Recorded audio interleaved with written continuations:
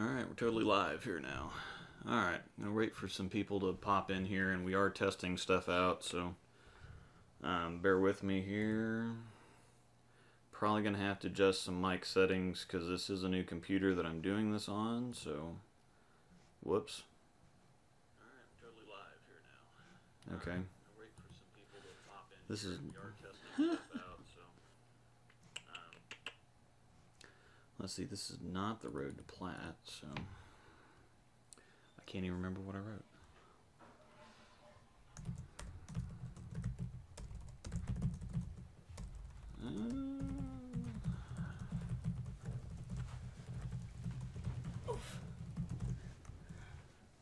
All right. Bringing in my lovely assistant here. Let me see, live dashboard. I need like a secretary or somebody to do all this stuff. What's up, you're golfing? Golfing and watching the stream, sweet. It's not gaming, this is sports. I have to change all my settings and get all this set up, so it's a good thing I'm doing it live on the air, because that's important. Thumbnails heckin' cool. The cat is awesome. Everybody let me know how well you can hear me here. I want to make sure that I get the microphone dialed in here.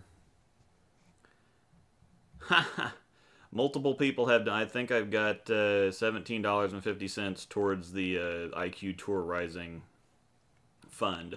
So, ever throw the El Nino Wrath? No, I did not. That's one of the few El Ninos I never had. I had the OG, I had the Gold, I had the 2000, which was my first 300 ball. Then I had the Exit, which was heckin' awesome. I never had the La Nina. That is verified to be awesome, though. Good sound. It sounds good? Okay, cool. I did something a little bit different here. Don't just ignore that. Can I read?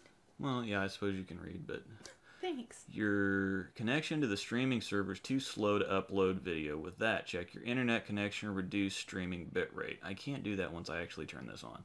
How does the video look? I mean, the video quality looks good to me. The computer's complaining, but I can lower that. I just want to do it 60 FPS. Sound is good. How does it look? It looks pretty good from what I'm looking at here. So, but I think we're good. Trying to test this out. I could be. We're upstairs in our room, which actually I need to turn this on because I'm already sweating. And open a vent here or something because it's warm. Anyhow, I'm trying to stress this a little bit because we did get a new streaming laptop because the other one was definitely suspect. And so we're upstairs. I could have this hardwired, but we're going to be in bowling alleys with questionable Wi-Fi trying to get this to work out. So even though it's complaining, I think it sounds good. I think it looks good. I'm a little thirsty here. Peach Mango body armor. A little parched. It really quenches the thirst here. Now, I do have a lot of stuff to talk about here. I'm going to let a few more people filter in. I actually need to share this. I can't share the live dashboard, though. I have to go to the video. So, let me get this stuff shared in the appropriate places. Need to go. Nope. Wrong place. Where are you trying to share it to? I'm just trying to share it to Facebook and Patreon. Oh, I can't do Patreon. Yeah. Well, yeah, Discord or whatever. For some reason, it's just not. Yeah, I can do it. Well, I did something. I can get it. See, I had this all figured out. You gonna let me help? Yeah, I mean, you can do it, I suppose. Thanks. Dashboard. That's where I wanted to be. No, that's not where I wanted to be. View channel. There we go. Bam. We get this stuff shared. I'll be right with you guys. Thanks for kind of sitting tight here. as we try to get all this stuff. Why is that? Oh. Yeah, I need to. Okay. Sound off. Alright. Alright. Now to what we actually want to talk about here. Okay. Stream might puke if you push it. Okay, not going to push it any more than this. But we are quite a ways away from the router and such. Streaming on Wi-Fi. Want to make a trip to Vegas? Maybe We're getting a new router? Huh? We're getting a new router? When did I say that? But that's what you just said. No, I said we're quite a ways away from the router, so we're on the Wi-Fi, so the signal Getting is. a new one. I was like, we just got, No, like, we're a trying. year We're ago. trying to test the signal and test the computer here. Yeah, could use more light on her side. That's what we were trying to fix actually earlier. No, no, we don't need more light over here. We're good. That's what we were trying to fix earlier. But anyhow, all right. So want to mention the super chat function down there if you want to contribute towards the IQ Tour Rising Fund. Since Chad won't just send me one. What about my ball? Well, yeah, we're working on everything, but we're trying to get the. I actually have worked on the High Road Active Fund, but we're working on the IQ Tour Rising Fund, and so if anybody wants to see the little dollar symbol down there, if you want to contribute anything, or if you have a question that you want to push to the top of the list, if you just want to throw me a bone. All that kind of goes back into things. It really does help.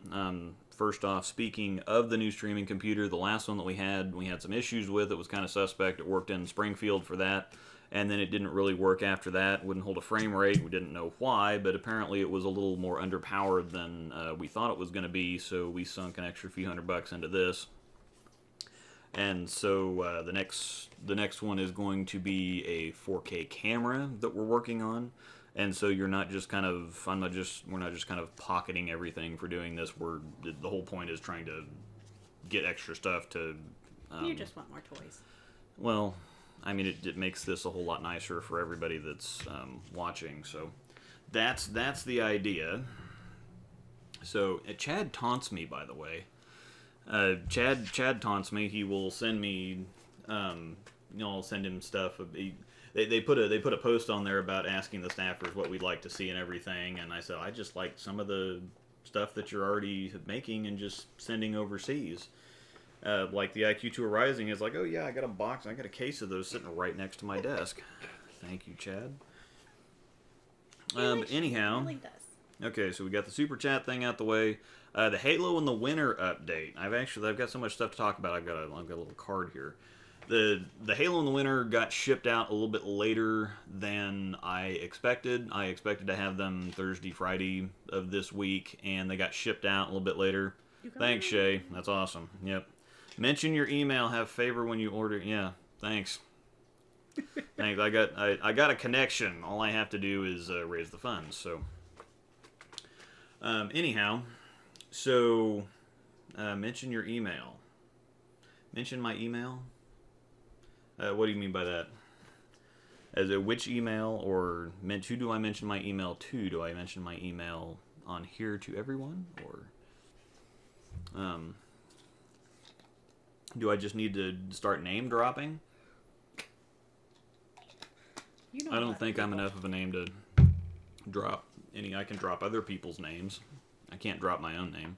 Yes, Ryan, I actually have that in the notes here later. But the Halo in the Winter update, they got shipped out a little bit later than I had expected, and so instead of having them late just this couple days ago, it's actually going to be middle of the week upcoming, so I will have videos up on Friday or Saturday, have the reviews up Friday or Saturday, hopefully. We do have to coordinate a few things with, especially with the really big hooking balls. They trash the lanes really quick, and with getting video for both of us now, it makes it a little bit more interesting, so I'll have to coordinate with the bowling alley and get probably a couple pairs set up, because we're going to beat them up fast with the Halo, which is probably going to be, it should be the biggest hooking ball anyone's ever made. just because of that the super load on the nano, or the super loaded nano cover stock for the Idol. It should be really, really strong. And an asymmetric core, which is also pretty strong. It's not the beefiest one out there, but it's pretty strong. So I'm expecting big things from that. I think that kind of covers that. The other thing, the Apparel EFX deal for the jerseys and stuff that I've got going on right now, which is actually kind of funny. I've heard a lot of people saying, well, I've gone to the website and I've tried to use your code, but it's not working because most of the stuff on the site is on sale right now anyway, which is kind of a bonus because this was the Apparel EFX deal. If you hadn't seen my video, it's 15% off all regularly priced purchases of $100 or more at apparelefx.com. The code that you enter on the website or will send to them is RC23. That's my code to get the discount. Now, most of the stuff on the website right now is like 30 to 40% off already.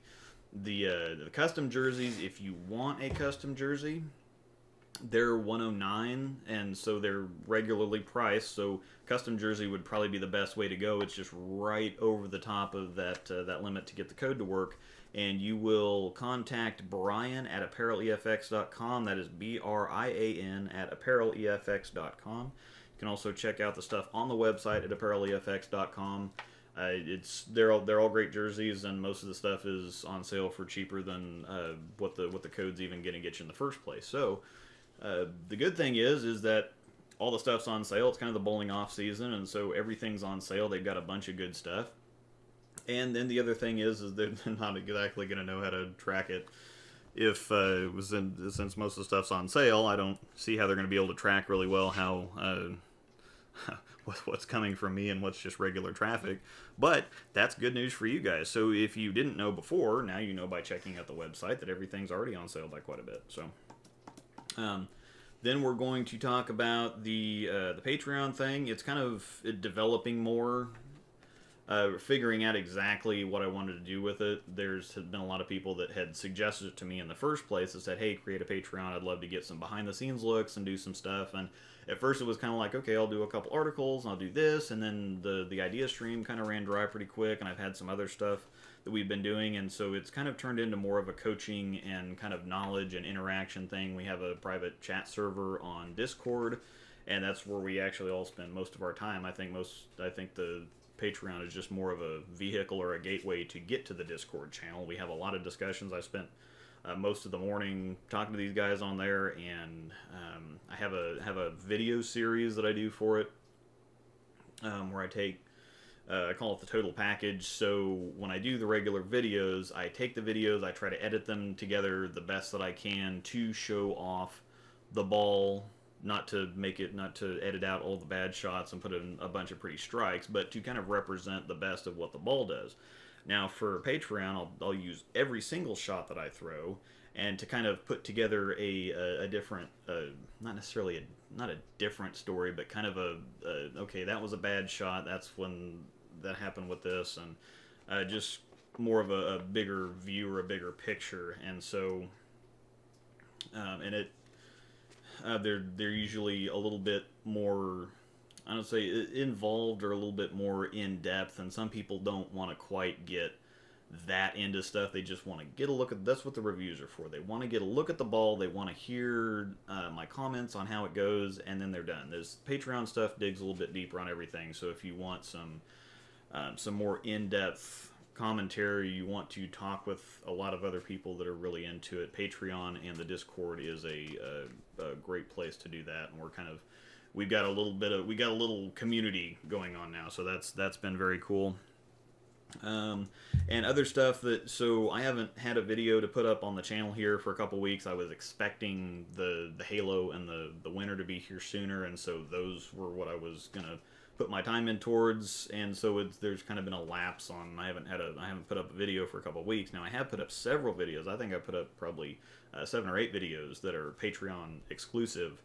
The total package videos and some coaching stuff. I do have some early looks. I've already got my little intro clips put together for the Halo in the winter. I showed those off, and so it's just extra kind of behind the scenes stuff. If I were to put that stuff up, I think people would think that I was trolling them or something like that. If I just go ahead and put up the entry, or the kind of the intro video, if I put that up and then everybody sees, oh, okay, it's the video, and then it's not the video, it's just kind of the little intro clip, and people think I'm trolling them or something like that, and they really weren't happy when I did the Rickroll thing.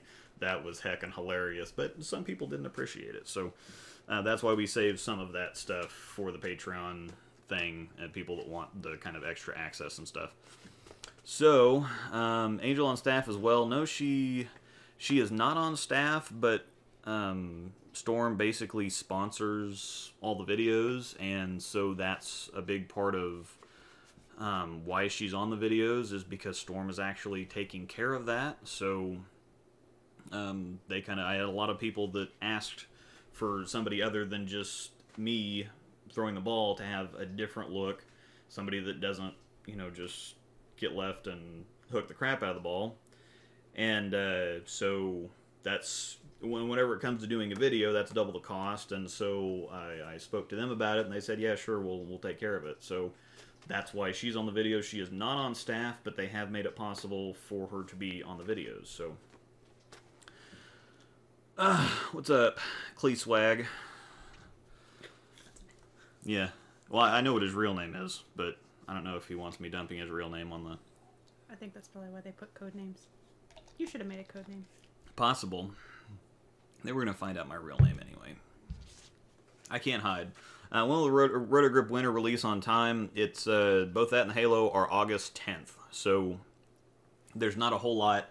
There's not a whole lot out there on these yet, because I think they're just... Usually, we used to get stuff a little bit earlier than we do now. We used to get stuff like 3 weeks to a month early, and I think that they realized that by the time you get videos out, and then everybody's waiting for like a month, and so they kind of tended to forget about it. And so now most of the time the staffers get stuff about 2 weeks early. They start getting shipped stuff about 2 weeks early, so that the videos can get up about a week and a half early, and so it's still fresh on your mind. And gives you a little bit of time to prepare for the actual release date, instead of instead of it being so far out that you kind of forget about it. So I think that they're keeping things a little bit. They're tightening that window a little bit. Sweet. Bill Walker, $5 rawhide for the dog bear panda. Sweet. We don't do rawhides, but she would love an antler. Yeah, we do antlers. I guess rawhide dogs have problems digesting them or something, or she especially has problems digesting them. That's how we found that out. But yeah, we'll get her an antler. They like the cow hooves. They smell awful, but they love the cow hooves. So yes, they reek. Very, very appreciated. Hashtag dog bear panda. She got to go to Tarwaters yesterday. Yeah, we got to walk them around. They were happy. When should we expect to hear the next release from Storm or Roto? Roto, like we were talking, the Halo and the Winter have been announced. I'll have videos up for those in a few days. Hopefully Friday or Saturday. Just depends on whenever we can coordinate and get her out to the... I work 4 10-hour days, and so Fridays they usually have available, but she still works, and so trying to figure out when we can get... I know it's going to be easy to get my section of the videos, but trying to get her in there and get her section of the videos and coordinate with the bowling alley. And huh? Can we do mine separate? Possibly. Well, we could do that. You could do mine on Friday and do yours before. Yeah. I can take off. Who knows? But anyway, the next Roto releases will be August 10th. I'm expecting an announcement from Storm sometime here. They just had the Intensifier matchup Black Pearl about a little over a month ago. Those came out on the 15th of June, so I wouldn't expect to see any Storm announcements until probably the middle of August. They'll probably give it a couple months. They might have something come out in late August or early September, so I would expect announcements in the next couple weeks here as we're kind of getting into bowling season. Does Angel throw 14 or 15? She throws 15. So... I get all your older stuff. She's athletic. She can handle it. So. Okay. Athletic. What do you think athletic has to do with 15? EJ Tackett is 5'7" and 130 pounds, and he was throwing 16s. He just recently stepped down from 15. So more people can handle heavier weights than I think that they really realize. Okay, so we talked about that. Intensifier and... Oh, the one other thing on the Patreon that this is going to help out with. And then the new camera is a feature that I'm going to do for those guys is when I'm actually filming out filming the videos, I'm going to live stream that.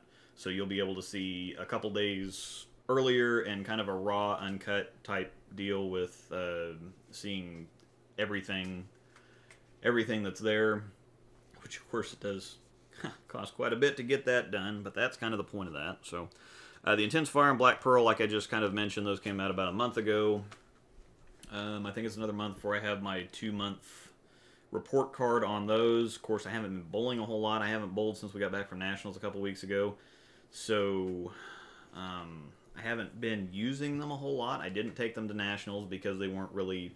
I had better stuff to take, or stuff that was going to be better on a sport shot. I think the Intense Fire is more of a... it's more of a house shot ball.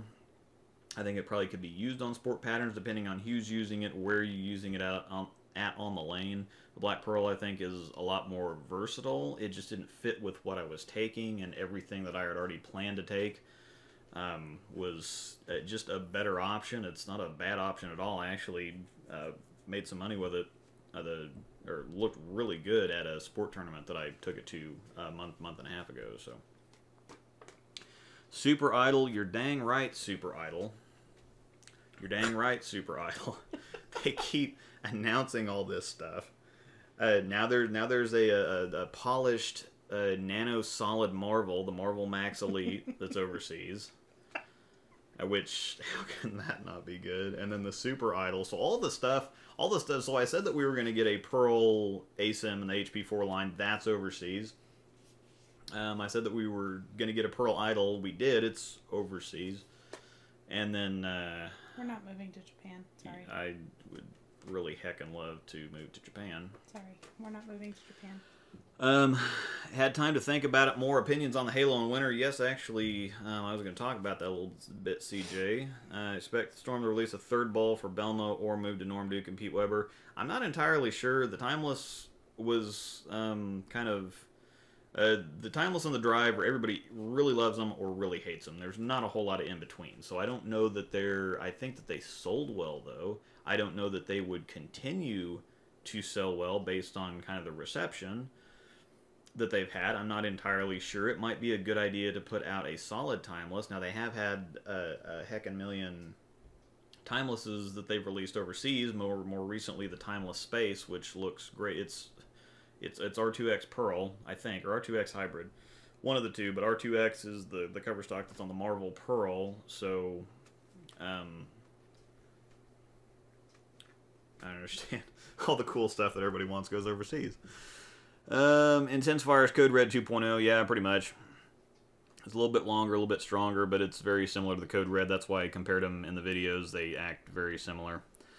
Okay, so going back to opinions on the Halo in the winter, I really think that the Halo is going to be kind of like a stronger and punchier Codex. I think it's going to shape extremely similar to the Codex. I think it's just going to be a little bit more. I think it actually should be quite a bit more ball. It should be 3 to 4 boards stronger, a similar shape, and a little bit more on the back end, just because of the stronger cover stock.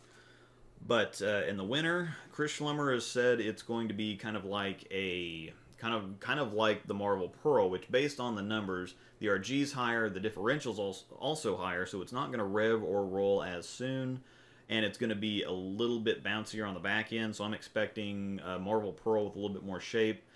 I don't think that we'll have to wait and see. Roto's covers, I don't really understand too much. I don't know exactly what they are with Storm. It's a little bit more if it's an R3S, you know what you're getting. If it's R2S, you know what you're getting. And so I think we're a little bit more familiar with Storm covers than we are with Roto covers, and so I'm not entirely sure on the strength of the cover stock. I'm expecting it to kind of act like a Daredevil, even though the numbers wouldn't necessarily suggest that, because the Daredevil's RG is a lot lower, and the differential is also a lot lower, so it should be rollier and smoother on the back end, but for some reason, just looking at it kind of reminds me of the Daredevil. So I'm also, in the reviews, I'm also going to start, somebody did have the good suggestion to kind of cross-brand, so instead of just comparing Roto-Grip balls to Roto-Grip balls and Storm balls to Storm balls, like I just did with the Intense Fire and the Hypercell Fused, I'm going to start crossing over. So probably what we're going to do with the Halo is we're gonna add the code X in there. So we're gonna do idle, and we're gonna do Codex, and I don't know if there's anything else currently out there. I don't still have my Sherlock. If I still had a Sherlock, well, actually I have the video from it, so that we'll probably add the Sherlock in there too for the winner. Being that Schlem mentioned the Marvel Pearl, we'll probably throw the Marvel Pearl in there. Probably throw the Sonic in there. I do have some old Daredevil footage that I found, so I'll probably add some of that in there. Sherlock, the one you gave Tanner? The one you gave Tanner? What'd you give Tanner? No, I gave him some. I gave him the Street Fight and the No Rules. Oh. The Sherlock I gave to Janae Peoples. Okay. Let me see. Sherlock or Idle at Olathe Lanes East. I did really well with the Idle at State. When I pulled the Idle out, I did extremely well with it at State. But I bowl with a lot of people who bowl at Olathe Lanes East, and they say the shot changes so much over there anyway that what works this week won't work next week. But I did have a very good look with the Idle, so I would probably say it depends on your rev rate too, because the Idle gives you a little bit more control at the back end. It gives you the traction, more control at the back end. The Sherlock gives you the traction and more pop on the back end. So I'd say if your rev rate is under 350-ish, go Sherlock. If it's over 350-ish, go Idle. What balls do you think will be discontinued next from Storm or Rotogrip? Rotogrip has nothing left to discontinue. They got rid of everything. And all the new stuff that they're putting out is going overseas. So, go figure. I don't know. I don't think that they have anything left. I would expect the next thing to be discontinued would be the Daredevil Danger from Rotogrip, and I'd have to look at the Storm stuff. I would probably expect the Matchup Hybrid to be leaving us soon. And the Phase 2 was kind of interesting because it was really popular and then it kind of quieted down, and now it's kind of rebounding a little bit, so I would imagine that that's going to stay there. High Road and High Road Pearl aren't going anywhere. IQ Tour Solid's not going anywhere. The Sherlock might be the next one on the chopping block. So because we've had a Pearl Intense, we've had a Hybrid Intense, I would expect the next ball in the Premier line to be a Solid Intense. So at which point they would have a Sherlock, a Codex, and so they'd have 3 solids in the line at the same time. I would expect the Sherlock probably to be the next one to kind of go by the wayside. So sweet. Jeremy Scott, thank you. Just got my PSO to order an all-out show-off. Should I go ahead and pre-order Winner to have a good 2-ball setup? You could. I can't give you a definitive opinion on the Winner yet since I don't have it. And that's the one that I'm not entirely sure. I've got a really good idea on the Halo, but and we've seen video from Bowl Expo on the Halo, but I think like somebody else said earlier that there hasn't really been anything on the Winner at all. I haven't seen any video for it. It just really nothing. So it's just pure speculation at this point. Now I do think that the Winner and the All Out Show Off are going to be very different balls because the cores are kind of based. There should be not similar but familiar, but the differential is so much higher in the altered core that's in the Winner. So they should be quite a bit different, and like I've said to a lot of other people before, I would pay zero attention to what HP line it's in now. The numbers screamed HP 3 ball. I've got it in my mind even when I was filming my preview video for it. I had it stuck in my head that it was an HP 3 ball because everything about that ball screams HP 3.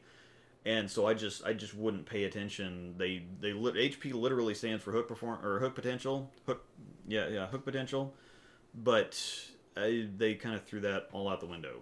So I wouldn't pay any attention to what line it's in. I don't think that the All Out and the Winner are going to be very similar at all. So they probably would be a good 1-2 punch.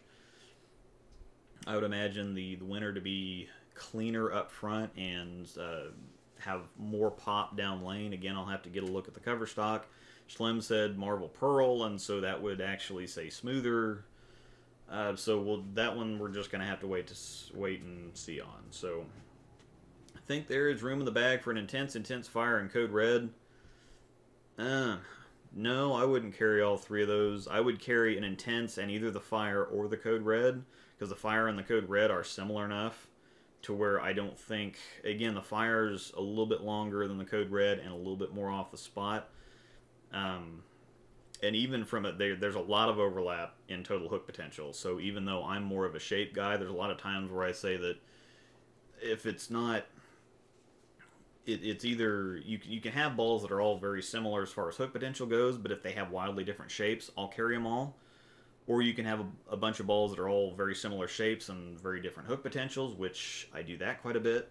But these overlap. These overlap quite a bit more than that. I think that the intense is a ball all its own, and then the fire and the code red are so close that I'd pick your favorite one of those two and carry it. I don't think that you're going to run into enough situations where the minor differences are going to be what's either going to there's not enough difference. There just isn't enough difference between the fire and the code red. All right, so we're going to go to the back of my card to continue. I had an interesting comment the other day. As far as social media accounts go, I know a lot of people follow me on social media. I did have something I wanted to talk about the Halo and Winter too. I'll get back to that in a second. But a lot of people follow me on social media just for the bowling stuff. And I try to keep my bowling stuff and personal stuff separate.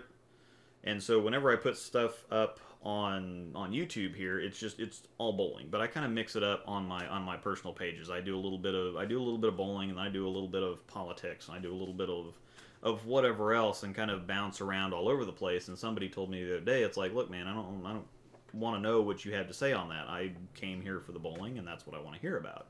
And I thought, well, I try to keep them separate. I mean, if you want the bowling stuff, that's what YouTube's for. And then I have, Facebook and Twitter for to kind of mix it up a little bit. But then I kind of realized that when somebody is more in the public eye and they develop a platform based on one thing or another, it doesn't really make a whole lot of sense. People are going to follow them. People are going to watch what they do. They're going to subscribe to them or friend them or whatever else based on that platform that they've kind of established is what they do.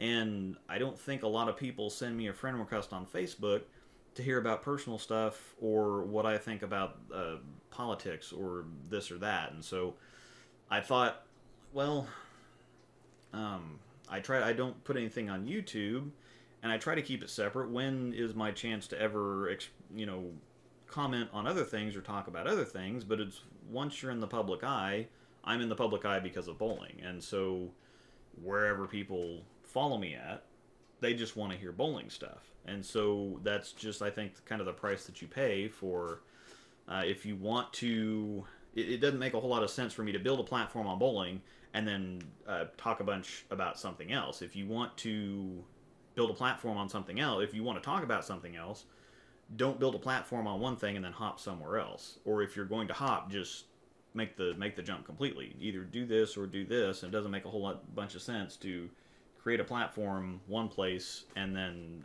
do something totally different. So for those of you that do follow me on Facebook and Twitter, I'm going to try to restrict my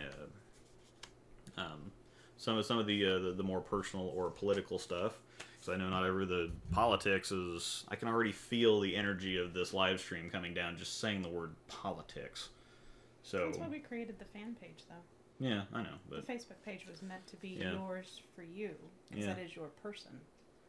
And so if people are coming to your Facebook page, they're coming to get to know you, in my opinion. Yeah, and that's the other thing that I'd consider too, is that people do friend or follow or something because they want more stuff than just what I put up here on the Facebook, and not the YouTube. But once somebody gets in the public eye, I don't. The point he had was pretty valid. I don't really care what a sports person has to say about politics. I don't care what Harrison Ford has to say. I just want to watch him as Indiana Jones and Han Solo. Han Solo anymore. That ship has sailed. Thanks, JJ. Anyhow, no spoilers.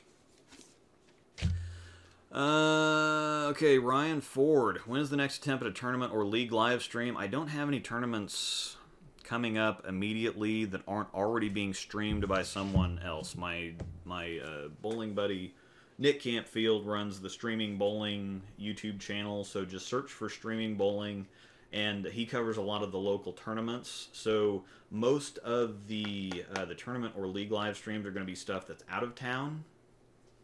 Because he covers most of the stuff, kind of the local area stuff, and I don't want to step on his toes. So next, the league live streams, we're actually going to start those back up, provided that this all works out. Well, we're probably going to start those back up. Angel and I are actually bowling together now on the Friday Night League, so we'll probably set up the streams for the Friday Night League. That's part of the idea of the new computer here. But the next league live streams, we start league in about a month, so we're not bowling any leagues during the summer here. And then the tournaments are probably going to be, Swiss Trios is going to be really interesting figuring that out since we move every pair. That could be extremely challenging. Phone. Huh? Phone.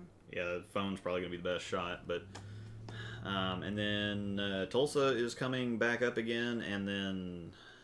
Tulsa is November-ish, and then City Tournament is coming up in November-ish also. So once the bowling season kind of starts, once the bowling season kind of gets back in swing, it's really quiet here during the summer. So it's just a product of the bowling season, really. So that's when that's going to happen.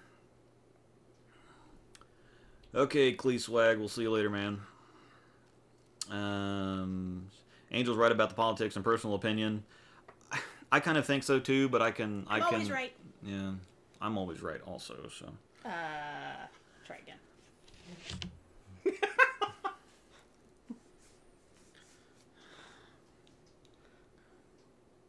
Yeah. Oh boy, get on the Trump train, huh? Yeah. What?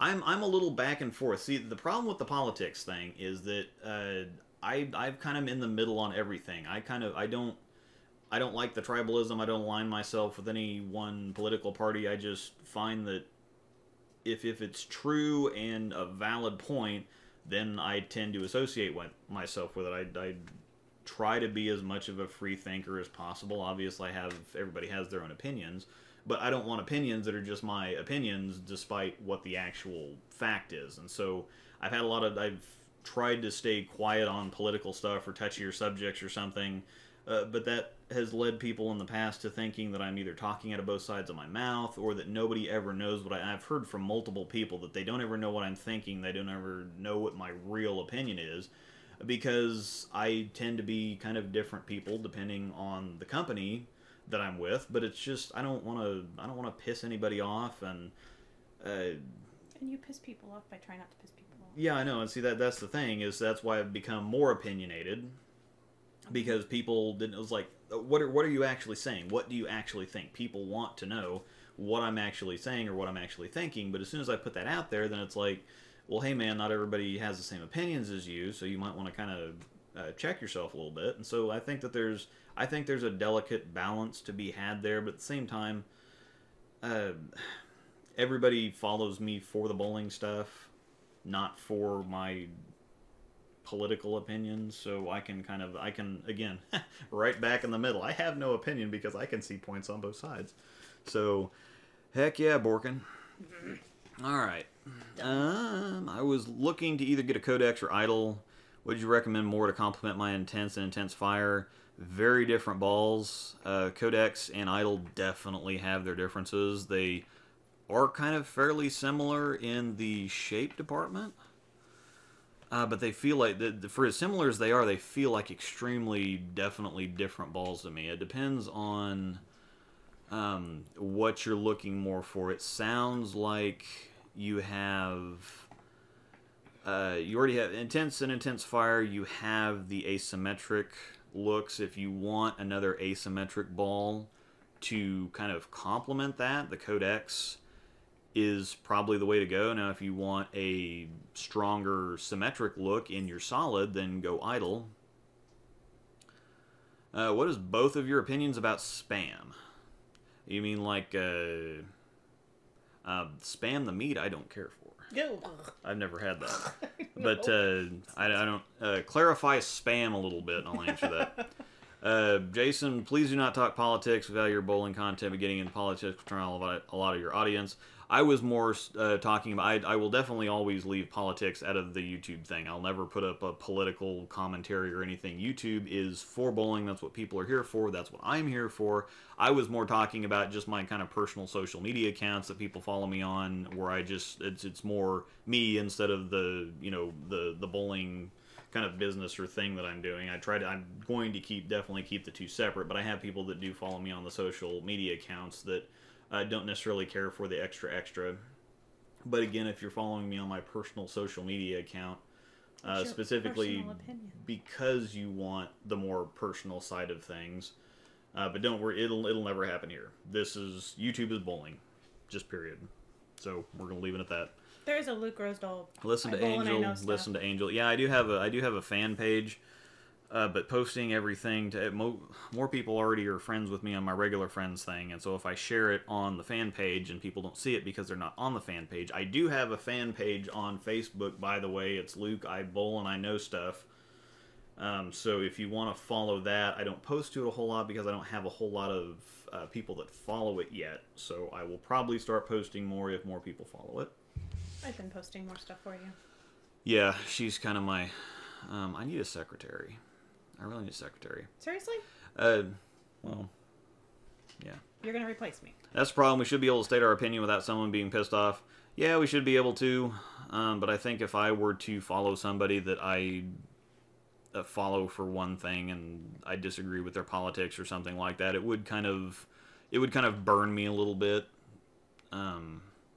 Or, you know, there's plenty of people that I like as to watch as far as sports, but then all of a sudden, and this is the other thing, is what ESPN does. I don't care if if the athletes have what they do on the court, and then there's basketball, and then they are talking if they want to get into politics, if they're elsewhere doing it. And once we bring politics onto the field or onto the court or onto ESPN or something like that, it's like, I watch ESPN because I want sports. If I want political commentary, and I will go somewhere else. Now, I can separate the two. I can separate the athlete from their political views, but when it all gets mixed together, that's when I have the problem with it.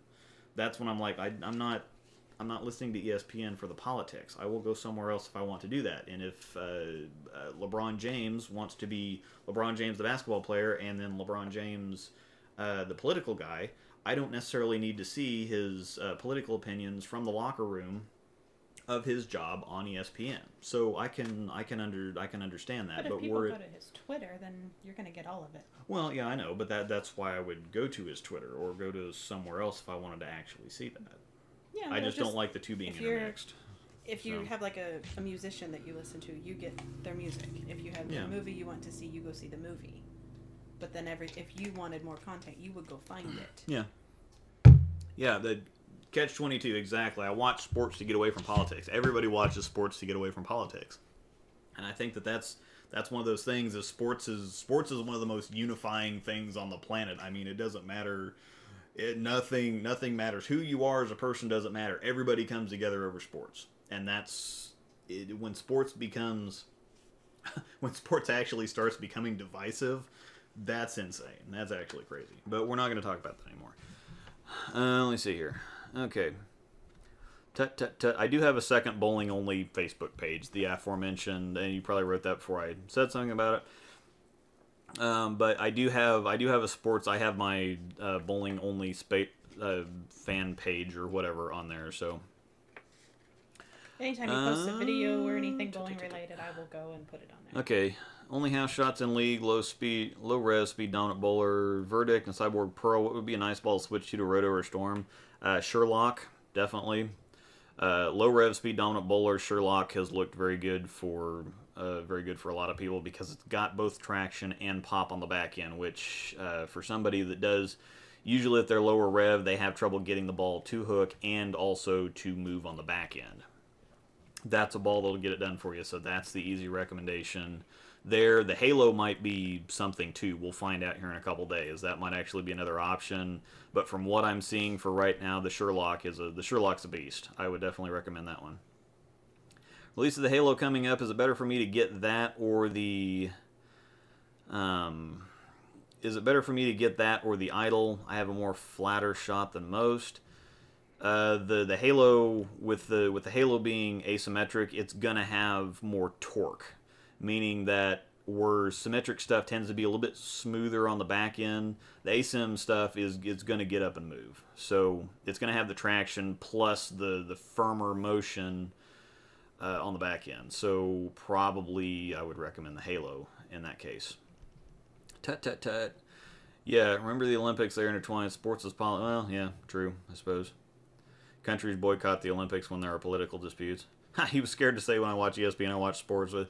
There's so many places to go for political stuff. I do know that when I watch ESPN, I don't want politics. There's a myriad of places to go that I could mention, but there was just too many to get some. Only one underwhelmed with the new rotor releases after the Schlempocalypse. I'm not. This is the thing. I'm not underwhelmed with the new rotor releases. We just don't have enough of them. And I think that somebody told me that they were at Bull Expo and talked to him and said that everything they're back to the point where the Hypercell Fuse, they're still having trouble keeping up with production on that one. The Intense Fire in the matchup Black Pearl just came out. The Intense Fire so far I've heard has been fairly popular. In addition to all the other stuff that's already popular, and now we have the Halo and Winter coming out, they just don't have the ability to keep up with production were they to do their normal release schedule of 4 to 5 bowling balls at Bowl Expo. Every year for the last 4 or 5, we've had 4 to 5 bowling balls from Rotogrip, and this year they just couldn't swing it with the production. So I'm not overwhelmed because the HP4 ball to crush it was epic, and that we saw that, and then all of a sudden no, it's overseas. And then I saw the advertisement for the Super Idol, which is in Japanese, even though it's the freaking coolest ball that anyone's ever seen, period. Let me see if I can get this on camera. I've got to find it though. Super Idol, I actually did have it as a hang on. I did have it as a thumbnail for one of my videos. So, I gotta see if we can actually get this on here.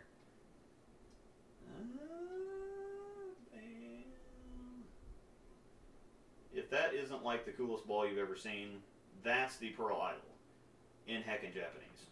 So. So yeah, and they had that. The Crusher looks cool, and then they have an HP2 ball that's not an HP2 ball, and then we just got the No Rules Pearl discontinued. We don't have any big hooking pearls because the Daredevil has been discontinued several months ago, and so I'm thinking, okay, Crush It and Idle Pearl would be perfect.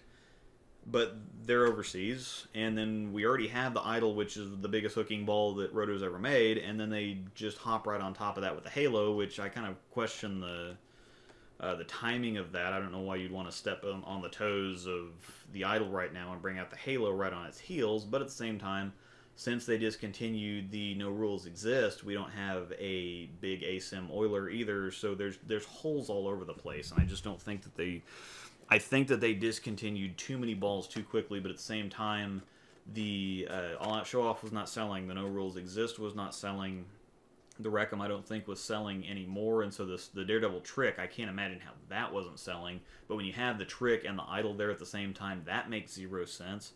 If you have an Idol and a Trick available, I would not buy a Daredevil Trick, honestly. I mean, I did take it to Nationals, and I do take it everywhere with me that I go, but it's pretty similar to the Idol in most situations where I would use either or. I'm going to use the Idol first, and if I do not have the Daredevil Trick there, I don't know that I'd miss it, honestly. So the stuff they discontinued makes sense, and why they discontinued it, when they discontinued it, everything makes sense except not filling those holes as quickly as possible. But there's no reason to keep stuff in production that's not selling. So it's a little bit of a tricky situation there. So, hey, Eddie Cakes. Can't make up my mind between the hot cell or the hustle. Pitch black is my go-to with the high road occasionally used. Hot cell and hustle ink, or I'm assuming you're talking about the hustle ink. The hot cell and the hustle ink are very, very different balls. I don't like urethane, so I don't really comment there. I think that the consensus has been between the pitch black and the hot cell that people prefer the pitch black. The hot cell is so aggressive and so early that it does kind of, unless you have a bunch of oil up front, it does force you to kind of move in a little bit and shape it. But the problem with it is that it's true urethane, and so it doesn't shape on the back end.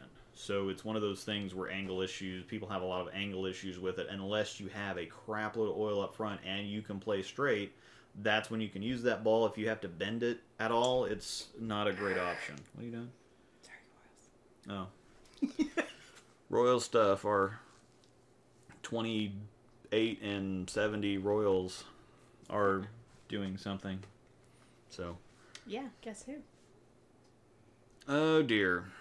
So I wasn't going to talk about this, but this goes along with the politics thing that I was talking about. There's a lot of stuff that I would, and I'll read the comment here in a second. But there's a lot of stuff that I'd really like to say, but once you become kind of a... That's the thing I think that gets people in trouble, is they kind of don't have super strong opinions, as they're just into what they're doing. And they keep their head down and they keep their mouths shut. And once people have a platform, once people start listening to them, then they tend to really get outspoken because they just like the idea of talking and having people listen to them, or having people agree with them or support them, or even get mad at them, because all attention is good attention in today's climate. Anything to get on the front page. But more often than not, I find that I do have more of a responsibility to what I'm doing to kind of keep my mouth shut on occasion. I kind of feel like a sellout sometimes when I want to, when I'd like to put a comment out there. When I write something on Facebook, I'm like, you know what? I need to say this, but I shouldn't say it. But I think it's one of those things that just because you can say something controversial doesn't mean that you should say something controversial. And I think that... oh, Miesel, what are you doing? Turn around. Oh, yep. She hates being held. Hates being held. Hi, Miesel. But I think that just because you can say something doesn't mean that you should say something, especially just for shock value. And so it's kind of right in the middle. I think I have a responsibility to be a little higher class, so to speak. I think it's a little bit classier to kind of... snobby. Yeah, probably. I mean, you can spin it however you want to spin it. But I think that just because something should be said doesn't mean it should be said, if that makes any sense.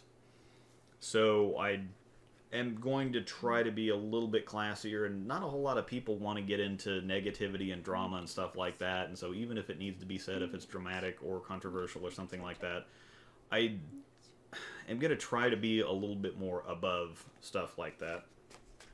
That being said, probably already said way too daggone much. Whoa. Got it. Me still. You're good. What? You can come back up. You can get the other one. With that being said, I probably already said too much about that. How does Quick Ball Review have a Halo video up already? What's the cost to import one of those overseas balls here? The overseas balls are quite a bit more expensive. And even if they're not charging more because they know that they're hard to get, even if it's not an in-demand cost, there's cost shipping it overseas. And so if you take something and then you add just the shipping cost, which is quite a bit, and then even if you add an extra $20-30 just because you know it's popular, hard to get, or it's the novelty factor, they're around $300-ish unless you've got somebody that's kind of willing to make a deal with you, depending on how much they actually cost. But why does Quick Ball Reviews have a Halo video up already? The only thing I'm going to say about that is that we don't all get everything at the same time. She can attest to this, that whenever I get whenever I get the balls, I get videos up within 1 to 2 days. It's not like I kind of get it and then kind of sit on it, or it's not because they're getting it's not because they're getting up videos quicker than everybody else, because they're just getting on it faster than everybody else. As soon as the balls get here, I spend the next solid 1 to 2 days. I'm just unavailable for 2 days, as she knows and is terribly excited about. Yeah. So I get them up as soon as I get the balls. I get them up absolutely as quick as humanly possible. We just don't all get everything at the same time for reasons I'm just not going to get into. So that's what I have to say about that, and that's all I'm going to say about that. Let me see. Addy Cakes, hi. Is there such a thing as an affordable heavy oil ball? Yes. Great answers. Richard and Skylar, the Roto Grip Show Off. That's the best bang for your buck that you're going to get. Somebody did mention Brunswick's new turmoils. I think that the Show Off is still more ball because of the nano cover stock. I think the turmoils look like they hook quite a bit on medium to medium heavy patterns, but the Show Off, just by virtue of the nano cover stock, can technically handle more oil than anything else out there. So that's the best bang for your buck that you're going to get for a solid big hooking ball, period, is the Show Off. In my opinion, I know I'm biased because I'm a staffer, but honestly, looking at it, Show Off, the nano cover, that's the cheapest and strongest that you're going to get something, because the nano cover is all the way up to Premier line. Or stuff. I mean, the Idol and Halo were based on the nano. They are technically a nano cover. They're kind of a super load, or they're kind of a stronger formulation of the nano cover stock. But the nano by itself used to be on the virtual gravity and all kinds of stuff, and is still on very strong balls. So, should I get it drilled smooth and early hooking or longer and angular? It's interesting because it's a very strong cover stock, but for as strong as the cover stock is, it shapes like the Sherlock. It's quite angular for a solid, in my opinion, so I wouldn't necessarily drill it one way or the other. It's pretty clean up front. It gets down the lane pretty easily for how much it hooks, and it back ends a lot for how much traction it does have. Normally, the more traction a ball has, the earlier it's going to hook and the smoother it's going to be, because it's expending more energy quicker to dig through the oil and to hook. And so you don't often see... I would say the Show Off and Sherlock are probably about as angular as you're going to get out of big hooking solids. So I don't know that necessarily answers your question, but I wouldn't try to drill it for one thing or the other.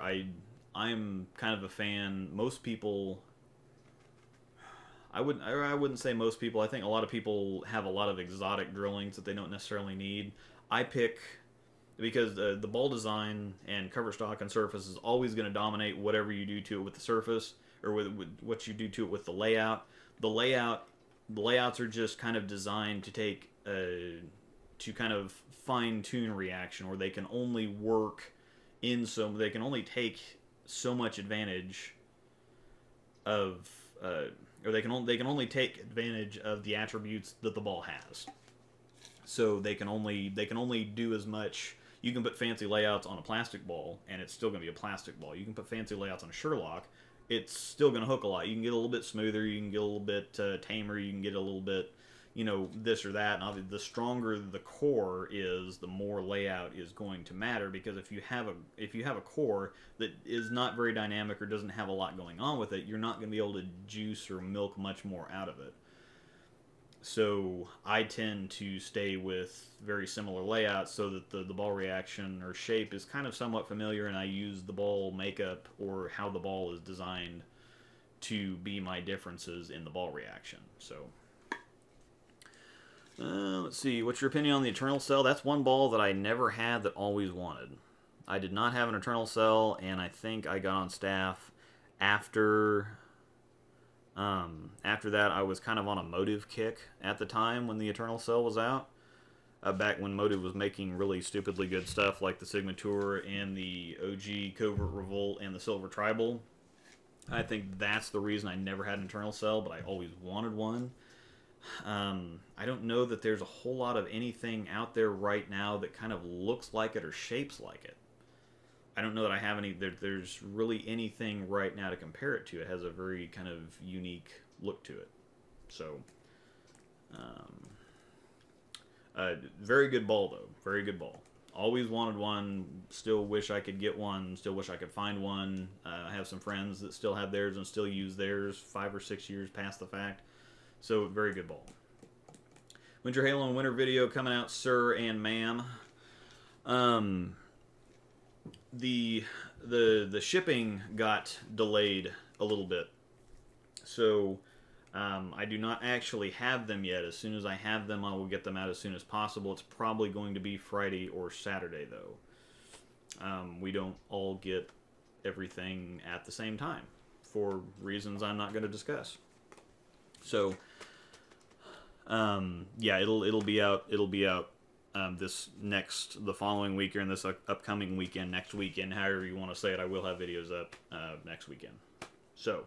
Dual angle versus Storm Vector. I've had this discussion with Chad McLean, Storm's technical director, a couple times. He says that the dual angle does not account for core shape, which does make sense because if you drill, I think as anybody with Ebonite's Powerhouse Blueprint software can tell, if holes drilled at certain depths in certain cores at certain places, will make a bunch more difference. Will make a bunch more difference in some balls, and in other balls they won't make that big of a difference. So if you go, say you go take my layout, my normal layout of 65 by 5 1/4 by 40, depending on core shape, it could alter the core rather significantly, which will make ball reaction different than it would be on another ball. And so when you do take core shape into account, I think it does matter, and dual angle just says, okay, by this layout, this is what the ball is going to do, regardless of where the, where the material, how much material comes out of the core and where it comes out of, which is where I think that Radical having their scoop core does try to make it so that, and I think with the crux, the core that was, I think the catalyst that was in the Crux series, I think it kind of tried to account for keeping allowing you to be more accurate, or allowing the layouts to be more consistent, because you're not altering the core very much from the original core numbers. So, yeah, come to Vegas. You can throw an Eternal Cell and an IQ Rising. I will be in Vegas next year, actually. I do have a Turbo Thumb. I don't want to just throw an IQ Rising, though. It's hecking awesome. I want to have an IQ Tour Rising. So, I'm getting one soon, Eternal Cell. It's also Nib. I have connections. Nib is new in box for those who don't understand this high-level bowling terminology. It's a club. You get the whole list of the terminology and everything, what everybody means by everything. You get the dictionary. Yeah, it's, well, you are my dictionary. You have to be in the club. Well, thanks. Have connections. I don't know. I should have connections. I think I do have some connections. I have some connections. I have names I can drop. Let me put it that way. I can say that I talk to people like Chad McLean and Kendall Miles and Dave Waswo and some other people. So I can drop some names. Now, I'm not entirely sure that I'm at the point where I have connections, per se. I have connections that have connections. Let me put it that way. I have no direct connections. I have connections that have connections for a price. Let me put it that way. So, how do I learn to drill bowling balls, and is it worth it to learn how? It really depends. Jayhawk Bowling Supply has a great class that you can go to that teaches you how to drill bowling balls. I know both of those guys that run the class, Russ Wilson and Alex Hardman. They both are smart as hell. They both really, really know what they're talking about. So I would highly recommend that. If you're interested in it, you will come out of that class with a very high knowledge and level of skill, because both those guys really, really know what they're doing. Very highly recommended. Is it worth it to learn how? I don't know off the top of my head how much the class is. It's several $100s, but is there any purpose of knowing how unless you have a drill press? Yes and no. It depends on how much. Depends on how much it's worth to you. Is really that's. Most people learn by kind of getting a part-time job at a pro shop and having them teach you how to do it. The sad thing there is that some people that own and run pro shops don't really know what they're doing. So that's kind of nebulous and kind of suspect. I would definitely trust Alex and Russ at Jayhawk to, if you want to learn the right way, find the information on the Jayhawk website, take that class. That's just do that if you want to learn how to do it. I got a part-time job at a pro shop and put a lot of time into it, and so that's how I kind of I'm very good at sounding like I know what I'm talking about anyway. That's how you met me. Yeah. Yeah. As I like to say, I have a BS in BS. Moving on. 10 years ago. Dual angle plays ASIM and SIM pretty differently, though. Yeah, it does, because everything is different on how that plays out. But depending on how much core material comes out, you could end up with really high differential or not really changing much to it. So one layout in, say, a Sherlock, or not a Sherlock. Well, actually, you could use Sherlock and Crux, because the catalyst core kind of has that cutout for the thumb, so you're not going to take near as much weight out at the bottom of the core as you would drilling into the Radix core, for example, or whatever the core is. The Radix core, I think, is in. Well, no, I think the Radix core is in the locks. I think the Rad 4 core is that I'm thinking of is in the codes. So the Radix core and the Catalyst core are going to be two different animals when using the same layout, because you will take out quite a bit more core material at the bottom of that core on a Sherlock than you will on Alpha Crux, for example. But I know what you're talking about. Oh boy, my wife would like to know what's your favorite Christmas movie. Ho ho ho blanket. Yeah, we have Christmas stuff up 24/7 because she is a Christmas freak. So, what is your favorite Christmas movie? Is it what is that? Trading Hearts or whatever the Borrowed Hearts. Borrowed Hearts. Hallmark movie. It was a Hallmark movie. Yeah. Mm-hmm. So. I don't know that any of the Disney ones fall, or the. Yeah. Oh. Nothing like Frozen or. No. Nothing like super Christmas movies. It's the movies that happen to occur during Christmas, or something. I don't know. I could probably sit and name like tons. I don't do the favorite thing though. The old just because I grew up with it, but my favorite one is the old Santa Claus, the movie with John Lithgow. Oh, is that where they like the little wooden things and they went around? Yeah, the little wooden things. Oh, I did like that one. Yeah, that one was awesome. That one was good. Yes, I did really like that one. So, BZ Toys. Yes. Let's see. Let's see. Make a connection for an internal cell infusion. Yeah. Can't wait to get mine. Yeah. Sounds like not connections to me. Yeah. I don't really have connections. The Menace and the Optimus Solid 2. The Optimus Solid was not good. It was just not good. For some reason. Her Optimus, I did get her, but it cost me, of course. Her Optimus that I got her is really good. That's the best looking Optimus I've ever seen. A lot of people didn't really like the Optimus because it was kind of it was the same cover as the Marvel Pearl, a slightly different core, and the two just don't look anything alike for some reason. And so everybody was kind of... and I was kind of upset because I thought I was not going to have anything to replace my phase. Yeah. But everyone was kind of underwhelmed with the Optimus not because it was a bad ball, just because it wasn't the ball that they were expecting it to be. And I pleaded when it came out to have one, and you told me no and no and no. My first used ball was drilled so bad, almost quit before I started. Oh. That's kind of a problem. My first one was not terrible on the span. The pitches there was a lot of reverse, and so I learned how to grip the ball. And then when I actually, man, I might need another body armor of a different flavor, perhaps, perchance. You should have your secretary go get one. I don't have my bell. That's my bell. Yeah.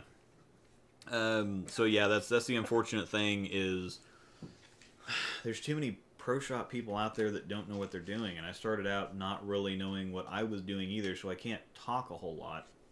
There are a lot of people that are passionate about it, but misdirected passion or ignorant passion, and ignorance is one of those words that I think people do. Ignorance just means that you don't know something. I think it's become a lot more derogatory, where if you're saying someone is ignorant, you're implying that they're also somehow stupid or something like that. Ignorant just means that you don't know something. It has nothing to do with your intelligence levels. Incompetent means that you're stupid. But there's a lot of people that are just ignorant. They just don't know enough yet, and I think that misdirected passion can sometimes be pretty dangerous. And so you'll get into a lot of those situations where it's hard for people to know which pro shops to trust, which people to trust, because you'll get differing opinions, and if you don't know yourself, which is why you're asking the question, it's hard to know who to trust. And I'll say I don't even have all the right information. There's some videos that I put up several years ago that I've gone back and looked at, and I'm like, that wasn't necessarily entirely correct. I didn't know what I was really talking about, and I don't know everything now. When Chad starts talking at me, a lot of stuff goes over my head, and it's like, let's just slow down. I'm eyeball on a house shot, just calm the trigonometry and the physics and stuff. So even I don't know everything. Nobody's ever going to know everything. But you're one of those that will actually stop and say, I don't know. Yeah. I'll have to. And I can go back. When you first started, when Zachary would sit there, you would refer to him a lot when you were learning. But you were trying to learn. Mm-hmm. You weren't arrogant enough that you weren't taking the corrections and the... And that's what I think makes it hard, is somebody... The biggest thing that I think that pro shop operators get wrong is that they find something that works for them, and then they try to apply it to everybody, or try to make a very broad blanket. And so that's why I don't have any... That's why I don't have any USBC coaching certificates. People ask me, well, what level of coaching do you have? I'm like, I don't even have the level 1. Just because in coaching, I've learned more from coaching other people about coaching than I've actually taught people, or I learn more than they do through the whole thing. I've found out that you can explain, some people, it might be the same thing, but you have to explain it 2 completely different ways. Some people think more mathematically. Some people have figures of speech that make more sense to them. Some people are field bowlers. Some people are more technical bowlers. And so explaining something to somebody, it can be the same concept, you have to explain it very different ways, or even have to make it completely different things. Or some things do not work for people that work for other people. And there's been some times where I found something that's worked for me, and I've tried to tell somebody else, okay, you do this too. Absolute catastrophe. And I come away feeling like, well, sorry. But I've learned to just kind of stand back and watch now, talk to the person, try to understand them, know what makes them tick, and that way I can then kind of get in there and work with that. And I think some other people try to change people too much. I think that we're all naturally gifted or naturally differently abled, so to speak. And you see this with varying degrees of success on tour. You have people that are highly successful, all the way from Carolyn Doran Ballard, who puts really nothing on the ball, to Jason Belmonte, who hooks the ball all over the place, have been very successful, respectively, in their own rights. Walter Ray, Earl Anthony, a couple of the best bowlers ever, don't really hook the ball much. They can both... Walter can hook the ball. He's even started bowling two-handed, which is hilarious. Can hook the ball, has made his career going very straight and picking up a lot of flat 10 pins over the years, but he's had more success than really anybody else. So I think that the biggest coaching point that I could ever tell somebody is try to refine what you do best. Play your A game if at all possible. Liz Johnson. As the trend goes more to revs and revs and revs and speed, and more revs and speed, she's still dominating the women's tour, even though you have people like Verity Crawley and Daria Payuk who come in that can really put some stank on the ball, and Liz is still Liz is still the GOAT. So specifically because she plays her A game when at all possible, if at all possible, and I'm sure that I've had the same thing too, where it's been very frustrating to watch other people throw pins around all over the place, and then when I try to copy it, I used to be kind of good at that. Now it's not really my thing anymore, even though I still can rev it up pretty good. I'm moving more and more towards lowering the rev rate, and at Nationals, that actually hurt me in team, and once I kind of quieted things down and got to just putting the ball in the right spot and really taking a lot off the rev rate, I did fairly well in doubles and singles, despite the catastrophe that happened there. But I'm migrating more and more towards a lower rev rate or something that's more within my capabilities. And, you know, flat 10s are going to come with that. But at the same time, big, gigantic splits from the ball over hooking are going to come from people with rev rates that are too high. So it's always grass is greener syndrome. That's the best thing that I can recommend doing, is find out what you're good at and then be very good at that, because the pros aren't just better than us because they are more accurate than us. They're better than us because they stay a lot truer to what they do. They play their A game if at all possible. They always try to find the most area on the lane. Yeah, they're more accurate, but you're not gonna have a pro that's gonna just, well, it's a tight shot, but I'll make it work. They're like, no, I want to find the most miss room that I can find, because if I'm already this accurate, if I can get away with this miss and that miss, that's where I'm going to go. So anyway, I need to check out some oh dear, some comments. I need to get back to the comments here. You rambled a lot. Okay. Yeah, I know. I'm good at rambling. Really? Okay, there we go. Christmas Vacation best ever. I've seen part of that. Sorry, Yeah, but I don't think I've what are ever seen all cores of it. made of? We know what cover. I have no idea what cores are made of. I'll have to find that out from Chad. I'll see if I can. I'll see if I can get an actual connection to. Chad's given me some very good information, so I'll see if I can get. I'll see what I can get out of Chad as far as the core material stuff. Come to Vegas, visit JB Bowling Supply, biggest independent bowling store on the West Coast. We will be there for Nationals next year, so I will definitely hit you up. Hashtag connections. Having issues with the Sonic being a little inconsistent. The reaction for me, I knocked the polish off over 3,000 and love it now. And that's another one of those things, is not being afraid. You can always change surface back. Surface is 80 to 90% of ball reaction, depending on some certain stuff, some certain conditions. But surface is the biggest stuff in the game. The Sonic, for me, I think for both of us, was really good to start off with. And then once it kind of settled down and tamed down a little bit, it's not really. I think she still uses hers occasionally. Mine's already gone. But I haven't used it since you got me the other stuff. yeah, it became one of those balls that I think the core is just a hair bit too strong for the cover. I think it really is revving early and strong. It's so early. It's so early as far as rolling and revving. I just don't think that cover is strong enough for it. So once it settled in, it stopped back ending like it did. Now, I did try to move. If I would try to use it now with my kind of reduced rev rate that you'll see in the Halo and the winter videos, I think that it would probably work out if I was able to play straighter with it. It's kind of like a little bit less aggressive no rules Pearl. So it's very rolly and it's pretty smooth on the back end. So we kind of didn't necessarily fall out of love with ours. We just have stuff that works better. And I think that's one of the things when somebody asks me about, well, how much do you like this ball? I say, well, I don't really use it anymore. And so it sucks or it's bad. Or it's like, no, we go through so many bowling balls that we just end up having better stuff quite often. There's stuff that I'd use. I don't really even use my Hustle Inks that much more, because I just have better looks with other stuff, and the Hustle Ink's an epic ball, but that just tells you how much better the other stuff works for us. I'd love to take that stuff around. I don't throw my High Road Pearl anymore. I don't throw my High Road anymore. Stuff that if I didn't have this other stuff, I would be throwing, because it still works and is very awesome. And this is something that Tamer and I, from Tamer Bowling, if you don't know him or watch him, definitely check that out. Very highly recommended.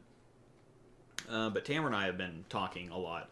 And people, especially Tamer has his own Patreon site if you want to go check that out. He's got his own Discord chat server if you want to go check that out. And we've been talking a lot lately about the kind of the reviewer curse, is that we quite often have a lot of stuff, like my Marvel Pearl is great, I don't throw that much, but we kind of get, when we have stuff that we know works, it gets kind of boring. It would be really boring to take an Ink and a High Road and a Marvel Pearl to League every week and whack them with it, because we know what we're getting.